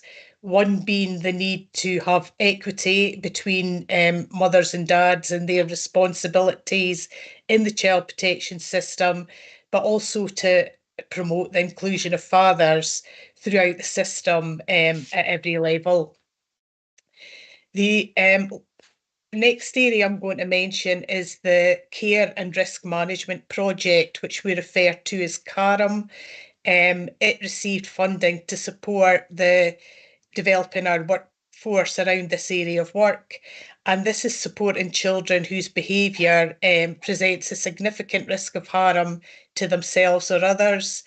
It's been recognised as an area of improvement, and we are delighted to have received the resources to be able to support this across agencies as we further develop and implement this model of working. And I'd also like to mention our continued use of our data set to understand our service delivery and to improve where necessary. Although to date, when we've looked deeper into the data that we're collecting, we have actually had assurance, which has also been really useful to have real evidence that what we're doing is right. Just a few areas that you'll be interested to know will be progressed within the next year, and that's the Scottish Child Interview Model will be introduced within Angus, and that's requiring a joint investigative interview where there are child protection concerns, and it'll contribute to the range of improvements being made to remove the need for children to give evidence in court, and we know that's a really positive thing, and so has the potential to reduce the amount of trauma for child victims and witnesses. The other area is the move and the progress towards the implementation of the Bairnshuis principles. So the Scottish Government set out in 2023 that the overall vision of the Bairnshuis in Scotland is that all children in Scotland who've been victims or witnessed abuse or violence, as well as children under the age of criminal responsibility whose behaviour has caused significant harm, will have access to trauma-informed recovery, support and justice. And this is an area dear to my heart, and it's really good that we are beginning to make progress in delivering this for children. The other area is the outcome of our multi-agency practice review, which will be made available, and we'll use that to highlight areas of practice as well as areas of good practice, as well as areas that require further development. And this will ensure that we target our resources to the areas that where it's most needed and also give us the biggest impact. The final thing I would just like to highlight to the elected representatives is that it's important that we all recognise and uphold children's rights in accordance with the UNCRC, with its incorporation in Scotland in the UNCRC Incorporation Scotland Act 2024, receiving royal assent this year. The Child Protection Committee will ensure that we're proactive in promoting a culture of upholding rights and keep this at the forefront of decision makings. But it's really incumbent on all of us that work with children and young people in every aspect to make sure this is at the centre of our minds. So thank you. That's my update, and I'm happy to take questions. Thank you very much, Alison. Any questions? Councillor Beattie, thank you. Yep, thank you, Chair. I'm really pleased to see the Involving Dads section and the work that's been carried out there. And to see a survey with like 424 responses, I mean, that's really good return on a survey. But I was a bit sort of dismayed to see that only 9 out of the 424 had attended a dad-specific event or training. Is there a mechanism around that that's creating a problem, or is it, can you tell us a little bit more about that? I was going to ask Alan Hope if he might come in on this one. I believe he's in the room. Alison, I'm happy to take that. All right, sir. Thank you. Thanks, Councillor Beattie. It's a very good point, and that was a finding from the survey. So that was a specific question asking men about how they had been engaged in specific support for them in their parenting role, and only 9 people were able to say they had gone to a dad-specific event. So what that tells us is about what is available in our local communities for men in their parenting role. That it was an excellent response to the survey. So you see there's a willingness from a wide range of men in different parenting roles, from grandfathers to carers, men involved in the justice system were also supported to take part in this. It's a very clear message that men are looking for something that supports them in their parenting role. So that, I think it's a really significant finding from the survey, and it's absolutely been taken forward by the group. Thank you very much. Thank you. Thank you. Councillor Doran.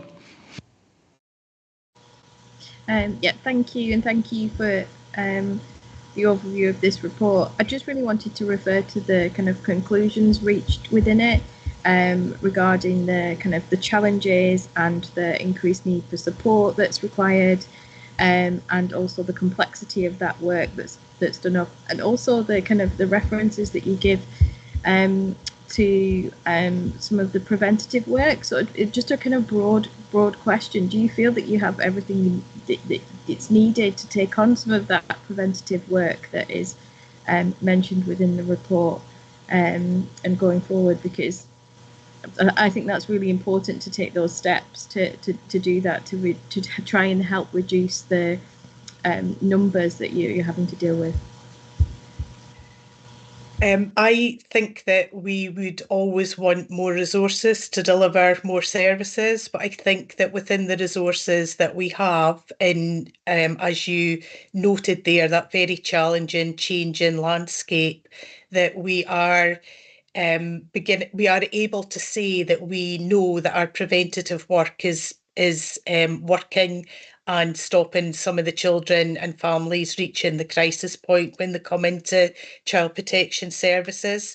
So I think the answer to that is we would always want more, and we would always want to do more, but within the parameters that we work, I think we are being very successful in meeting the needs of children and families, and continuing to be more successful in diverting children and families from child protection services.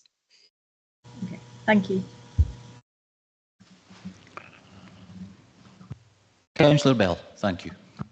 Thank you, and thank you very much, Alison. You'll be sorely missed, and someone is going to have your shoes to fill. So, good luck in your future. Thank you.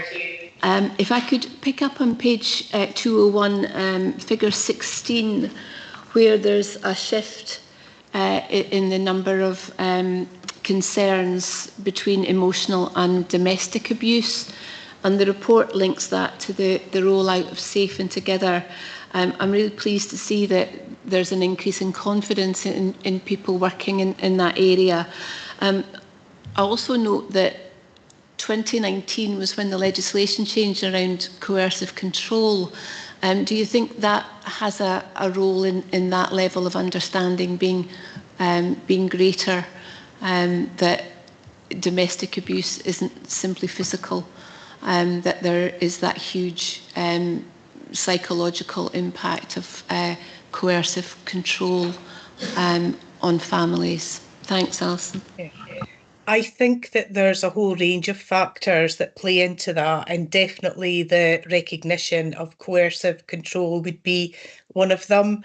Our partner committees, and I'm thinking of the Violence Against Women in particular, in collaboration with Adult Protection and Child Protection, have over the I think definitely the last 4 years, have really worked hard to raise awareness of coercive control and domestic abuse, and we've had very successful campaigns every year, of which some of the elected members, as you know, will have been involved in these.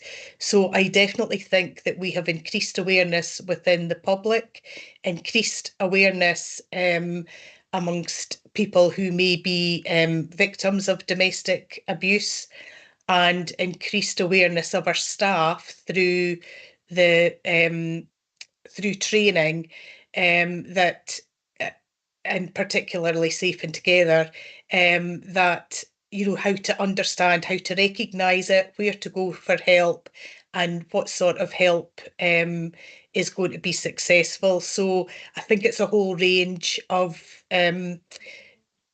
strategies that have actually meant that we're much better at recognising it, much better at dealing with it, and making it much easier, if I could even begin to think that, for people who experience domestic abuse to reach out for help. Thank you very much. Anyone else? Questions? No. Comments? No. Okay, well, we have 2 recommendations for us, and the other 2 are for a future meeting of the Family Education and Justice Committee. Is this report agreed? Thank you very much. And our police colleagues now, you are released. Thank you.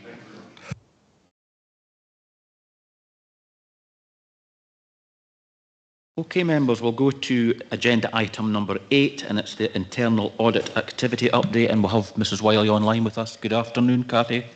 Good afternoon. Thank you, Convener.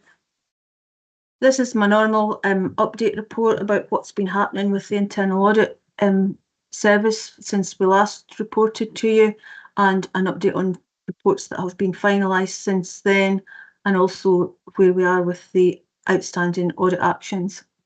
So just a couple of things, from previous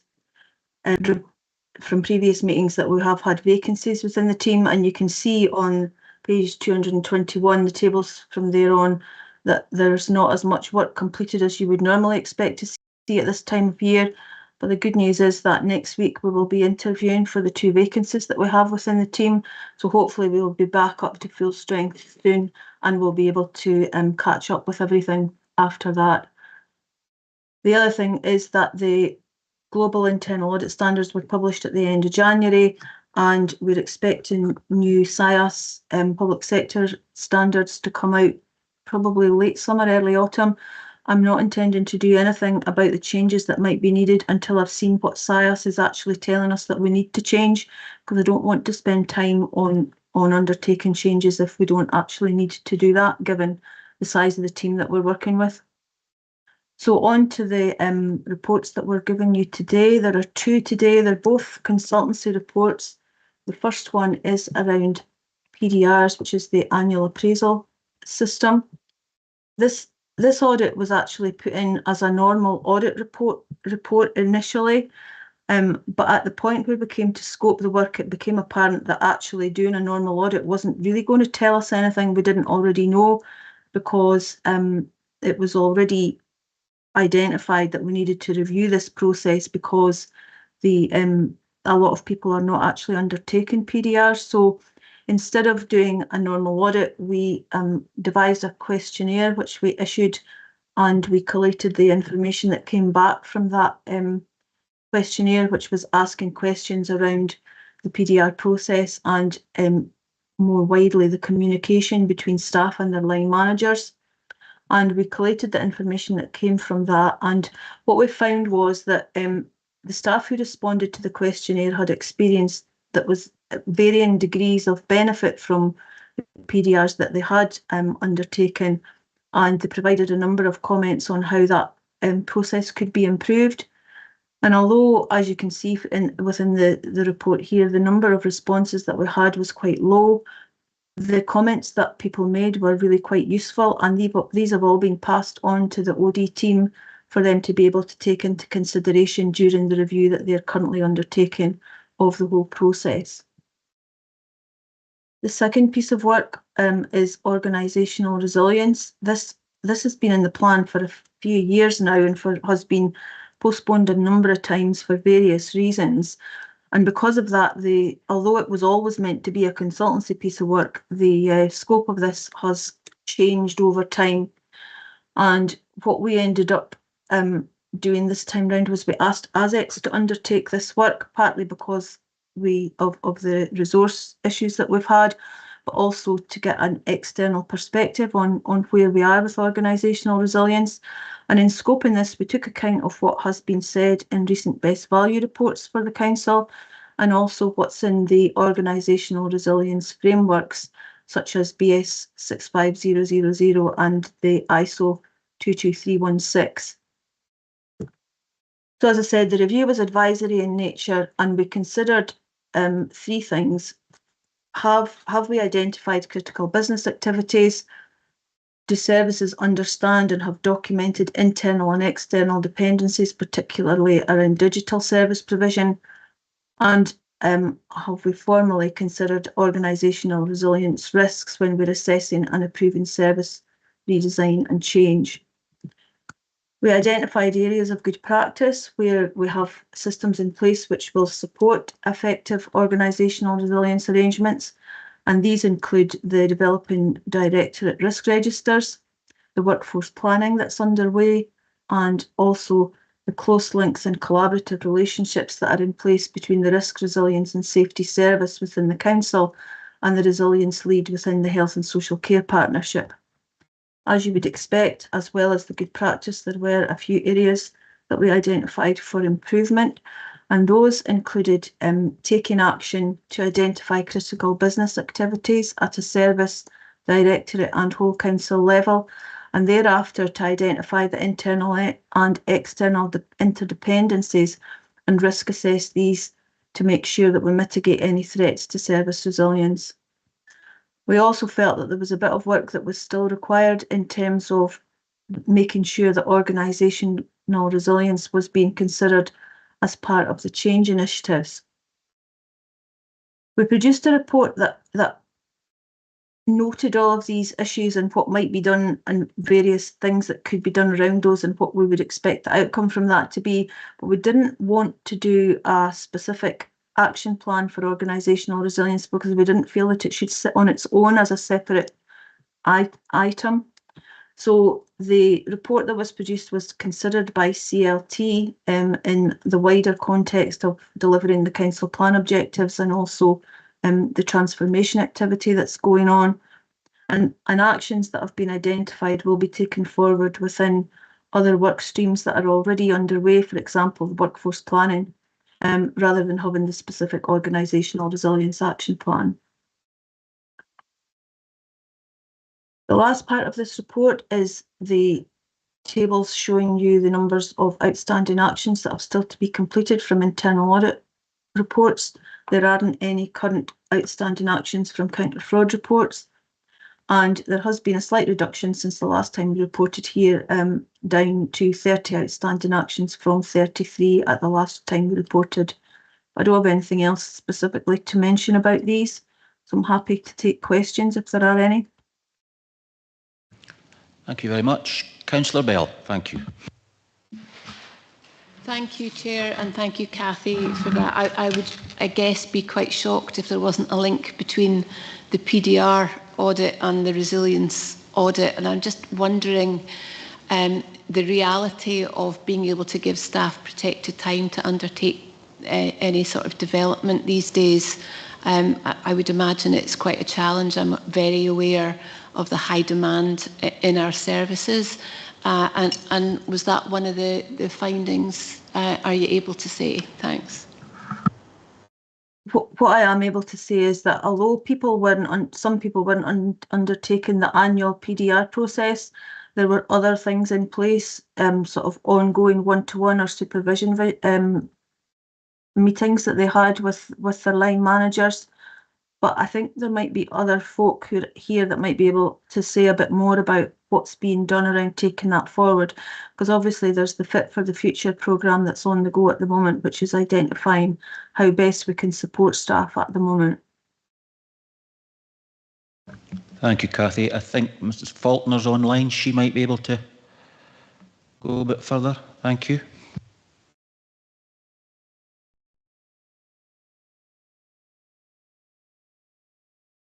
Hello.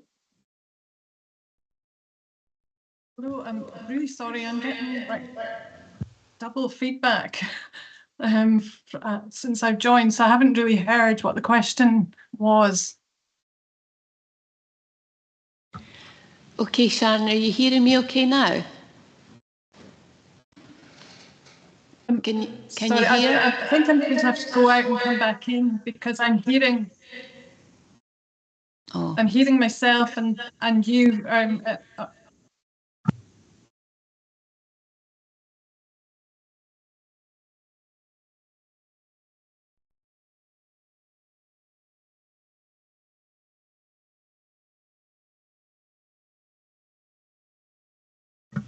Just while we're waiting for Mrs Faulkner to rejoin the meeting, I can confirm that there is a programme of review underway in relation to the PDR arrangements.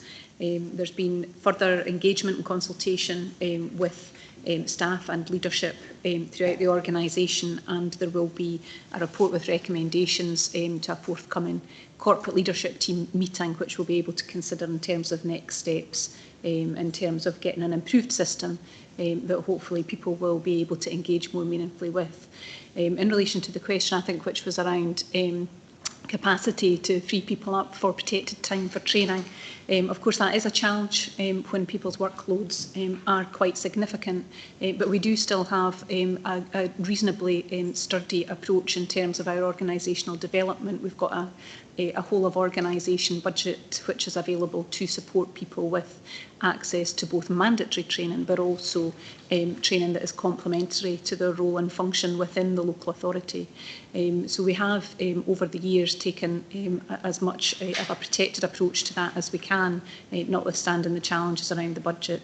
You are right though, it often comes at the expense of people finding that time within what is a very busy caseload. But our staff are very committed to their ongoing professional development and tend to choose to do that wherever they can. Thank you. Okay, Sharon, is your system better now? And I'll get Councillor Bell to repeat her question. Yes, thank you. I'm very sorry about that. That's all right. I can hear everything now. Thank you. Actually, I think Mrs Lindsay covered it off perfectly, and she could give you an update at CLT. Thank you. Thank you. Okay, thank you. Any other questions? No comments? No comments. Okay, we've got two recommendations. Is the report agreed? Thank you very much. Agenda item number 9 is the detailed risk reporting to this committee, and it's Mrs Wiley again. Thank you, Cathy. Thank you. Today's risk that we're looking at is performance management, and I believe that the Director of Finance is going to talk about this one. If I can hand over to him, thank you. Thank you, Cathy, and good afternoon, members. A bit like pass the parcel here, actually. Gordon Cargill is in the chamber, and he is going to present the detail on this this particular risk. But both Gordon and I are then available for any questions that the committee might have. So hopefully I can pass on to Gordon. Thanks, Ian. You can indeed. I saw your look of panic there.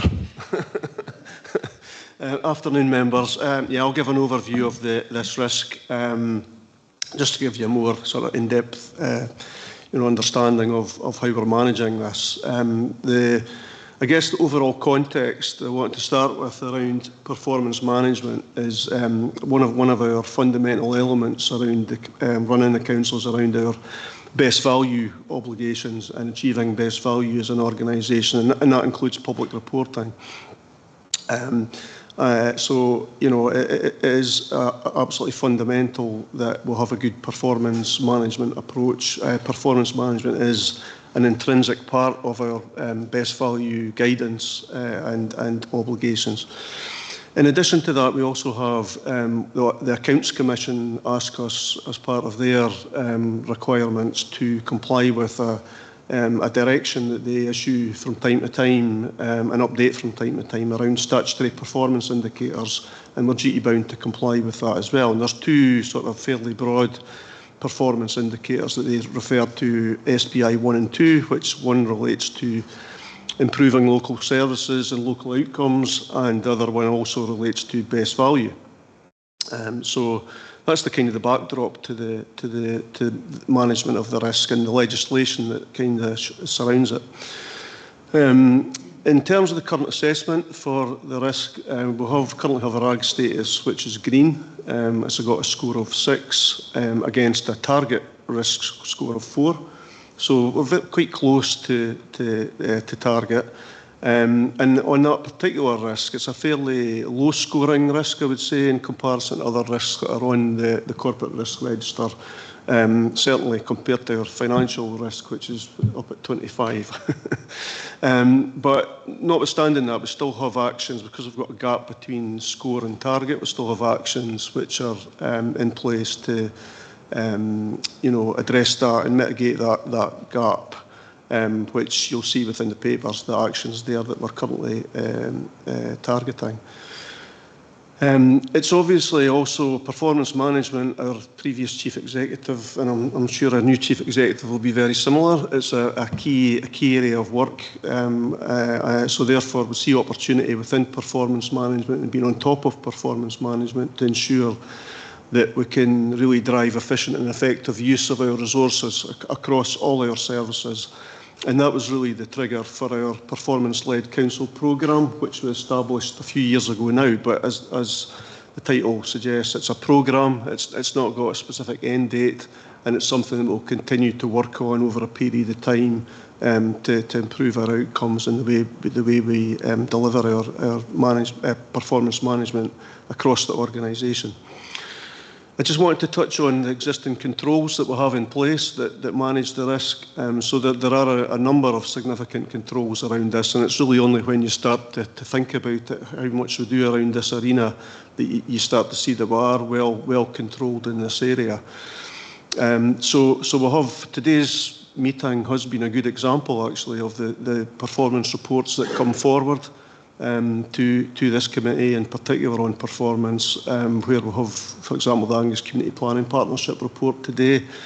We have the Angus Council annual performance report that generally comes forward each year in September, October time. Each of these have a range of KPIs, targets and narrative around how we're performing.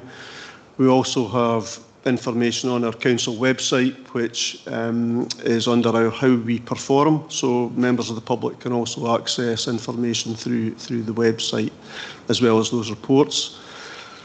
We compare ourselves through various mediums with other councils, other organisations. The local government benchmarking framework in particular is a well-known piece of work that's managed by the Improvement Service.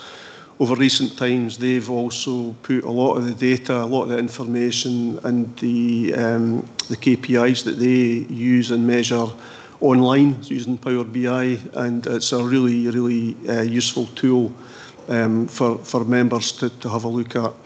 Lots of information and good information there, and comparable information with other organisations. There is also a community planning outcomes profile, often referred to as CPOP, which is also online, and that takes a more kind of partnership-based approach and a strategic approach across partners in terms of fairly high-level outcomes. But again, it does hold quite a lot of interesting data, a lot of interesting information. So it might be something that members, if they're not aware of that, would want to have a look at. We also do through our services. There's a lot of, for example, APSE, Association of Public Service Excellence. There's a lot of data, a lot of performance information that we can compare on a more granular basis. Specific areas of service delivery, roads and such like are quite, and FM type services, there's a lot of data there on that.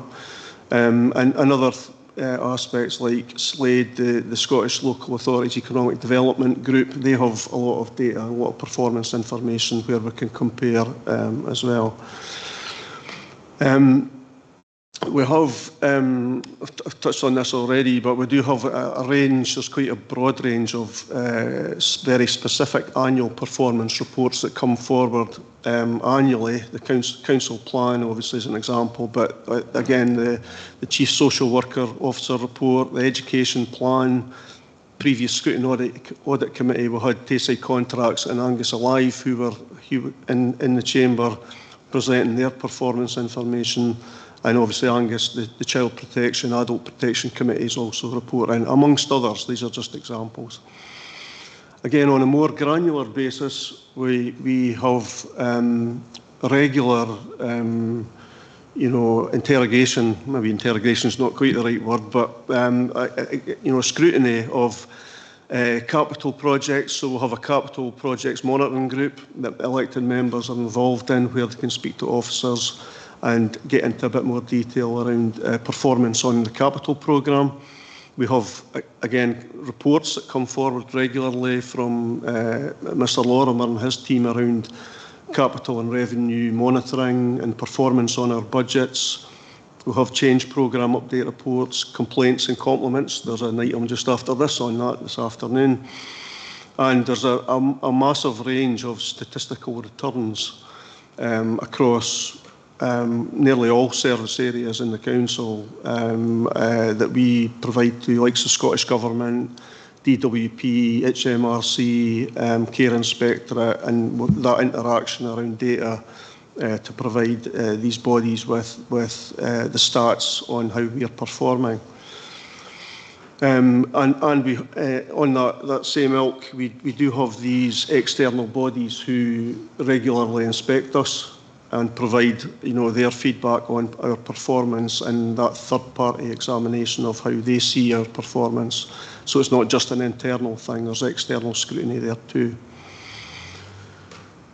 So other improvement work, I talked about our performance-led programme. We have progressed that through initial stages 1 and 2, and we continue to embed that work within our practice, including using Pentana, our performance management system.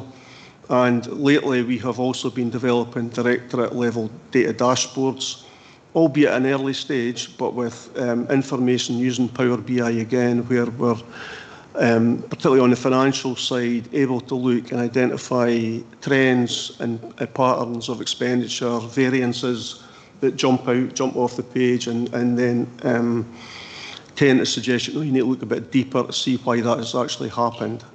So we're trying to use the tools that we can to take us forward as an organisation on that. We have also introduced a new section to our 23-24 annual governance questionnaire, which will be completed by all directors, and that is now a new feature within our annual governance framework to provide assurance that our performance has been managed correctly. And again, we're investing in staff development around data. Data has been mentioned quite a lot this afternoon, and it's becoming such an important part of our business to ensure that we have good quality data, that we're investing in workforce development on that.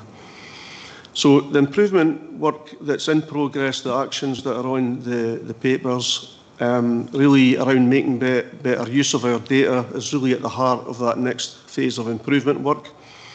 We're developing a data strategy and action plan which came out of a data maturity assessment that we did last year with the Scottish Government, and we've identified 5 work streams that we're planning now to take forward and really get on top of that data landscape within all the data that sits within our systems.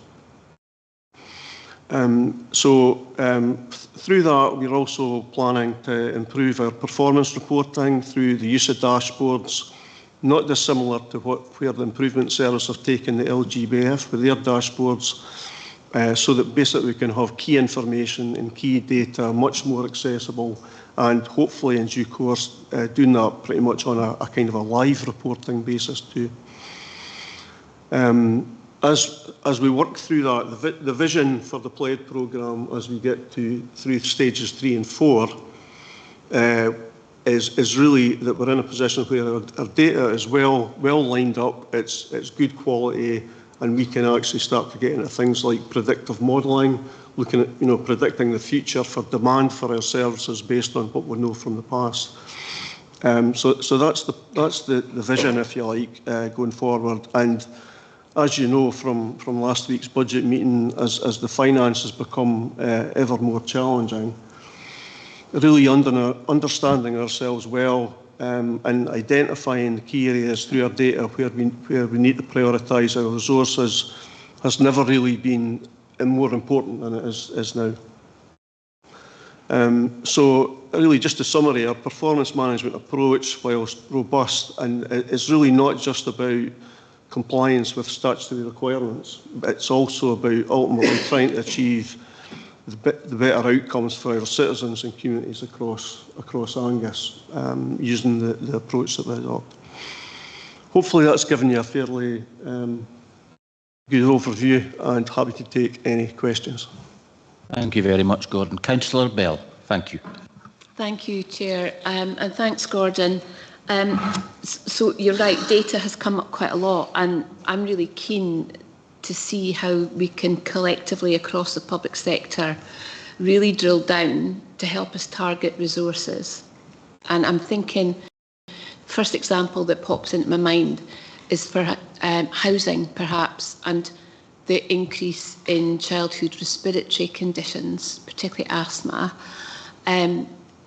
If the system can collect and share data to local authorities around where there might be themes emerging, and that we can actually target, for example, if there's an issue with damp housing in a particular area where we're seeing a higher incidence of diagnoses, or for falls example as well, if people are in houses that don't meet their needs and are falling, and therefore that's impacting their longevity, their quality of life, and impacting the NHS as well.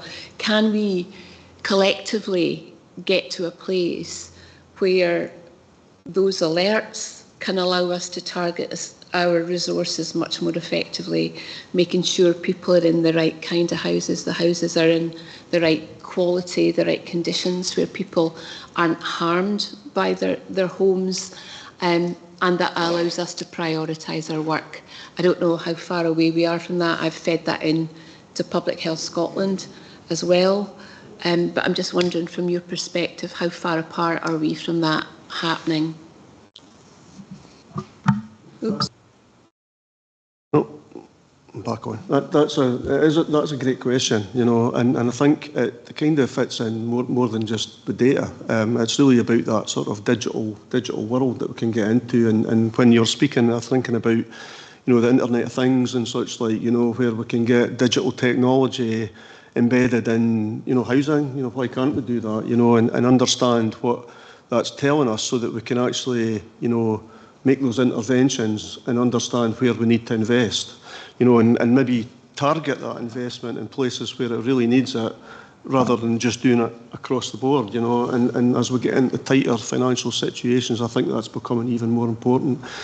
How far we're away from it, that's the million-dollar question, but, you know, I think we're moving in that direction. I wouldn't like to put a timescale on when we can get to those things, but I think the right landscape and the right kind of conversations are starting to take place around this, you know, and if we work across the public sector together jointly and identify the areas where we can target, come up with initiatives and pathfinders, then I think it's possible, you know, so hopefully that helps. Thank you. Anyone else? Questions? No. Nobody online. No comments? No. Okay, there's one recommendation then. Is this report agreed? Thank you very much. And the final item is agenda item number 10, complaints and compliments, and Mr Munro is going to talk to this one. Thank you. Thank you, Convener. This is the compliments and complaints report and contains the standard information reported to this committee. As you will see, the report details quarters 2 and 3, and in quarter 2 there were 227 complaints received, with 110 being closed, and 176 complaints in quarter 3, with 62 being closed at the time of drafting. I would like to draw the members' attention to section 5 of the report, which details there is a backlog presently answering complaints during this period. And that's owing to difficulties which may set out in section 5, including the response to Storm Babette. Services are working to respond to complaints within the prescribed timescales. However, officers have been working to respond to the many issues throughout this period.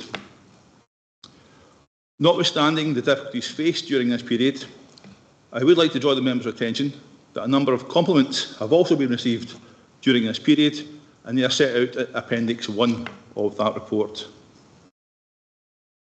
Members have requested that information pertaining to housing is set out in the report, and that is also set out at Appendix 1. Information that is not being contained in the report is some of the work that has been undertaken by officers since the last committee, and that includes revised guidance on handling complaints, and that is due to go live and be published on the Council's intranet page for officers, along with a suite of revised templates which have all been drafted in plain English. Officers are also working to obtain a better software system that will allow a central recording of lessons learned for complaints that have been raised. That is really what is at the heart of the complaints process, and will in turn help the Council improve how we deliver services to the public. Lessons learned are currently being collated manually, and details and changes implemented will be detailed in the upcoming annual report to this committee. My colleague, Mrs Whittock, is online and will be able to answer any questions you may have. Thank you. Thank you very much. Questions? Councillor Bell, thank you. Thank you. Thanks for the report, and a couple of absolute belters of compliments in there that I really enjoyed reading. But to pick up on the capacity issues in housing and roads, and I fully appreciate that there are competing demands there, is there anything that we can do at a corporate level to put in additional support to help them get through those? And or manage people's expectations around timescales for getting back to them, just to ease the pressure off a bit. Thanks. Elaine, is that one for you? Happy to take it, Councillor Bell. My understanding is that roads and housing are currently working through their complaints, and they are doing a great job to get through them as quickly as they possibly can. We have highlighted on our internet that there is a delay in responding to complaints, so the public are aware when they submit a complaint that it may not be responded to within the prescribed timescales. So we're just doing everything that we can to help our colleagues and ensure that we get these complaints closed and dealt with as quickly as possible.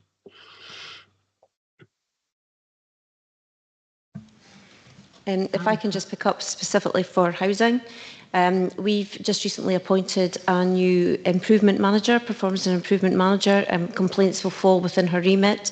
Lindsay Day has joined the team again.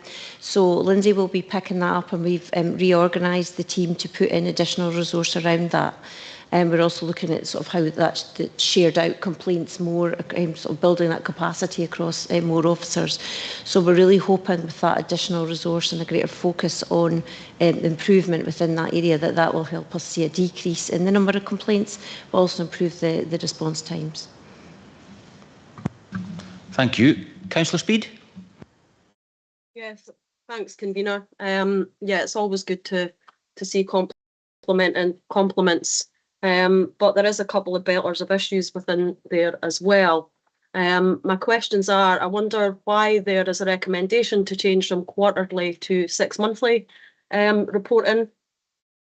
And also within the new kind of councillor MSP inquiry reporting system, you know, we are kind of meant to, as a council, reduce bureaucracy and kind of make our processes leaner. And I wonder why, when something was working fine previously, even, you know, before Storm Babette, when this new system was introduced, and now with additional staff, we're still seeing longer response times. And how was performance previously in terms of dealing with complaints and inquiries to the response times that we're seeing now. I also wonder if you could answer as well, under the house and repairs and comments section. I previously asked for information on the number of voids and whether this is increasing or decreasing, but this doesn't seem to be within the report. I just wondered if I could have an answer to those questions, please.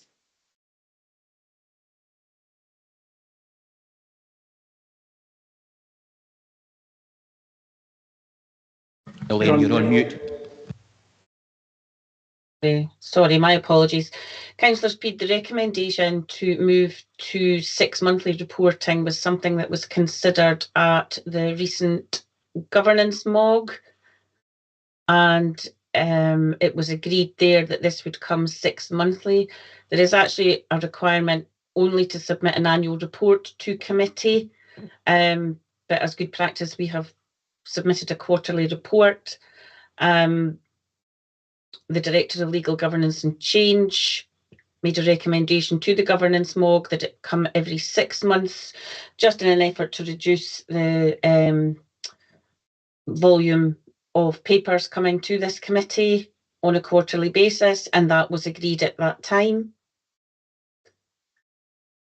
In terms of the voids, I'm sorry, that is not something I was aware of. I'm not sure if Mrs. Smith can help me with that one. Thank you. Yes, so specifically, I wasn't aware that that had been previously requested either, Councillor Speed, so we can certainly look at that if that's to be added into this report.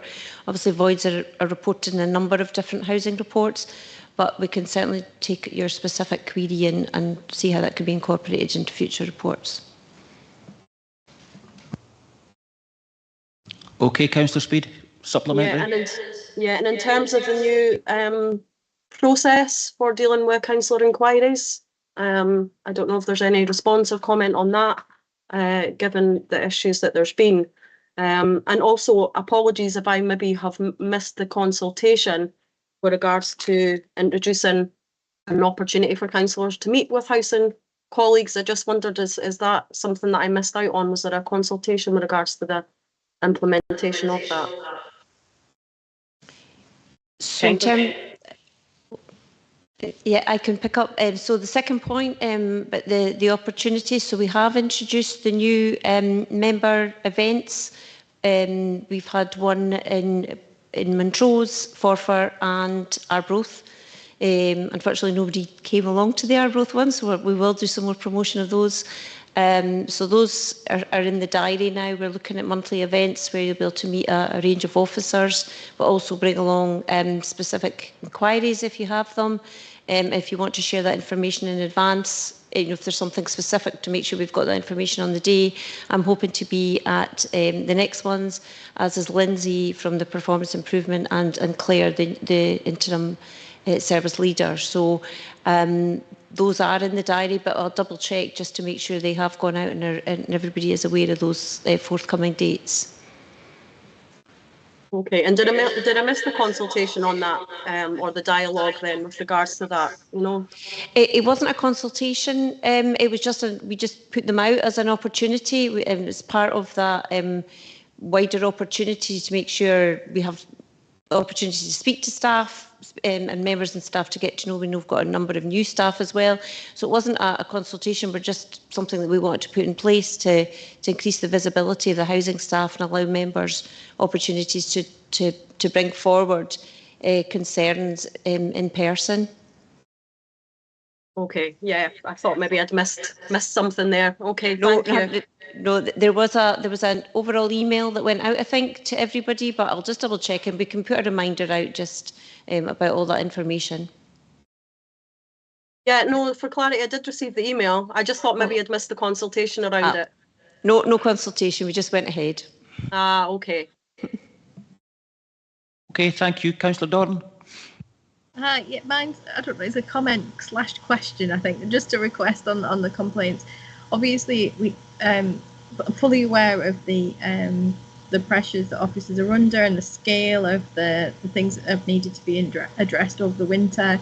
It would just be incredibly helpful for responses to come in terms of timelines, and I know they're saying that they're on the website now, but a number of occasions where there's just been absolutely no response to people at all within the system, which leads to frustration because people do not know that their response has been acknowledged. And even though sometimes us as councillors has responded, they then feel as if we've not sent it on or it's not gone anywhere further. So just to request, please, if we can just get a response, just to state to people that look, this is the timescale we're looking at this point, and that's really what we've got to work with through this backlog. I'd like it to be less, but this is the situation we're in, given the scale that we've got going on, and also the amount of work that officers have got on. So just a request really for that, please, going forward, that'd be really helpful. Thank you.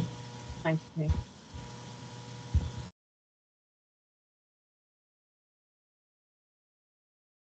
Okay, thank you. Anyone else? Comments? No, there's 4 recommendations then. Is this report agreed? Agreed. Okay, thank you very much. And that's the end of the meeting, so have a nice rest of your afternoon and thank you for your attendance. John, can we stop the live stream, please?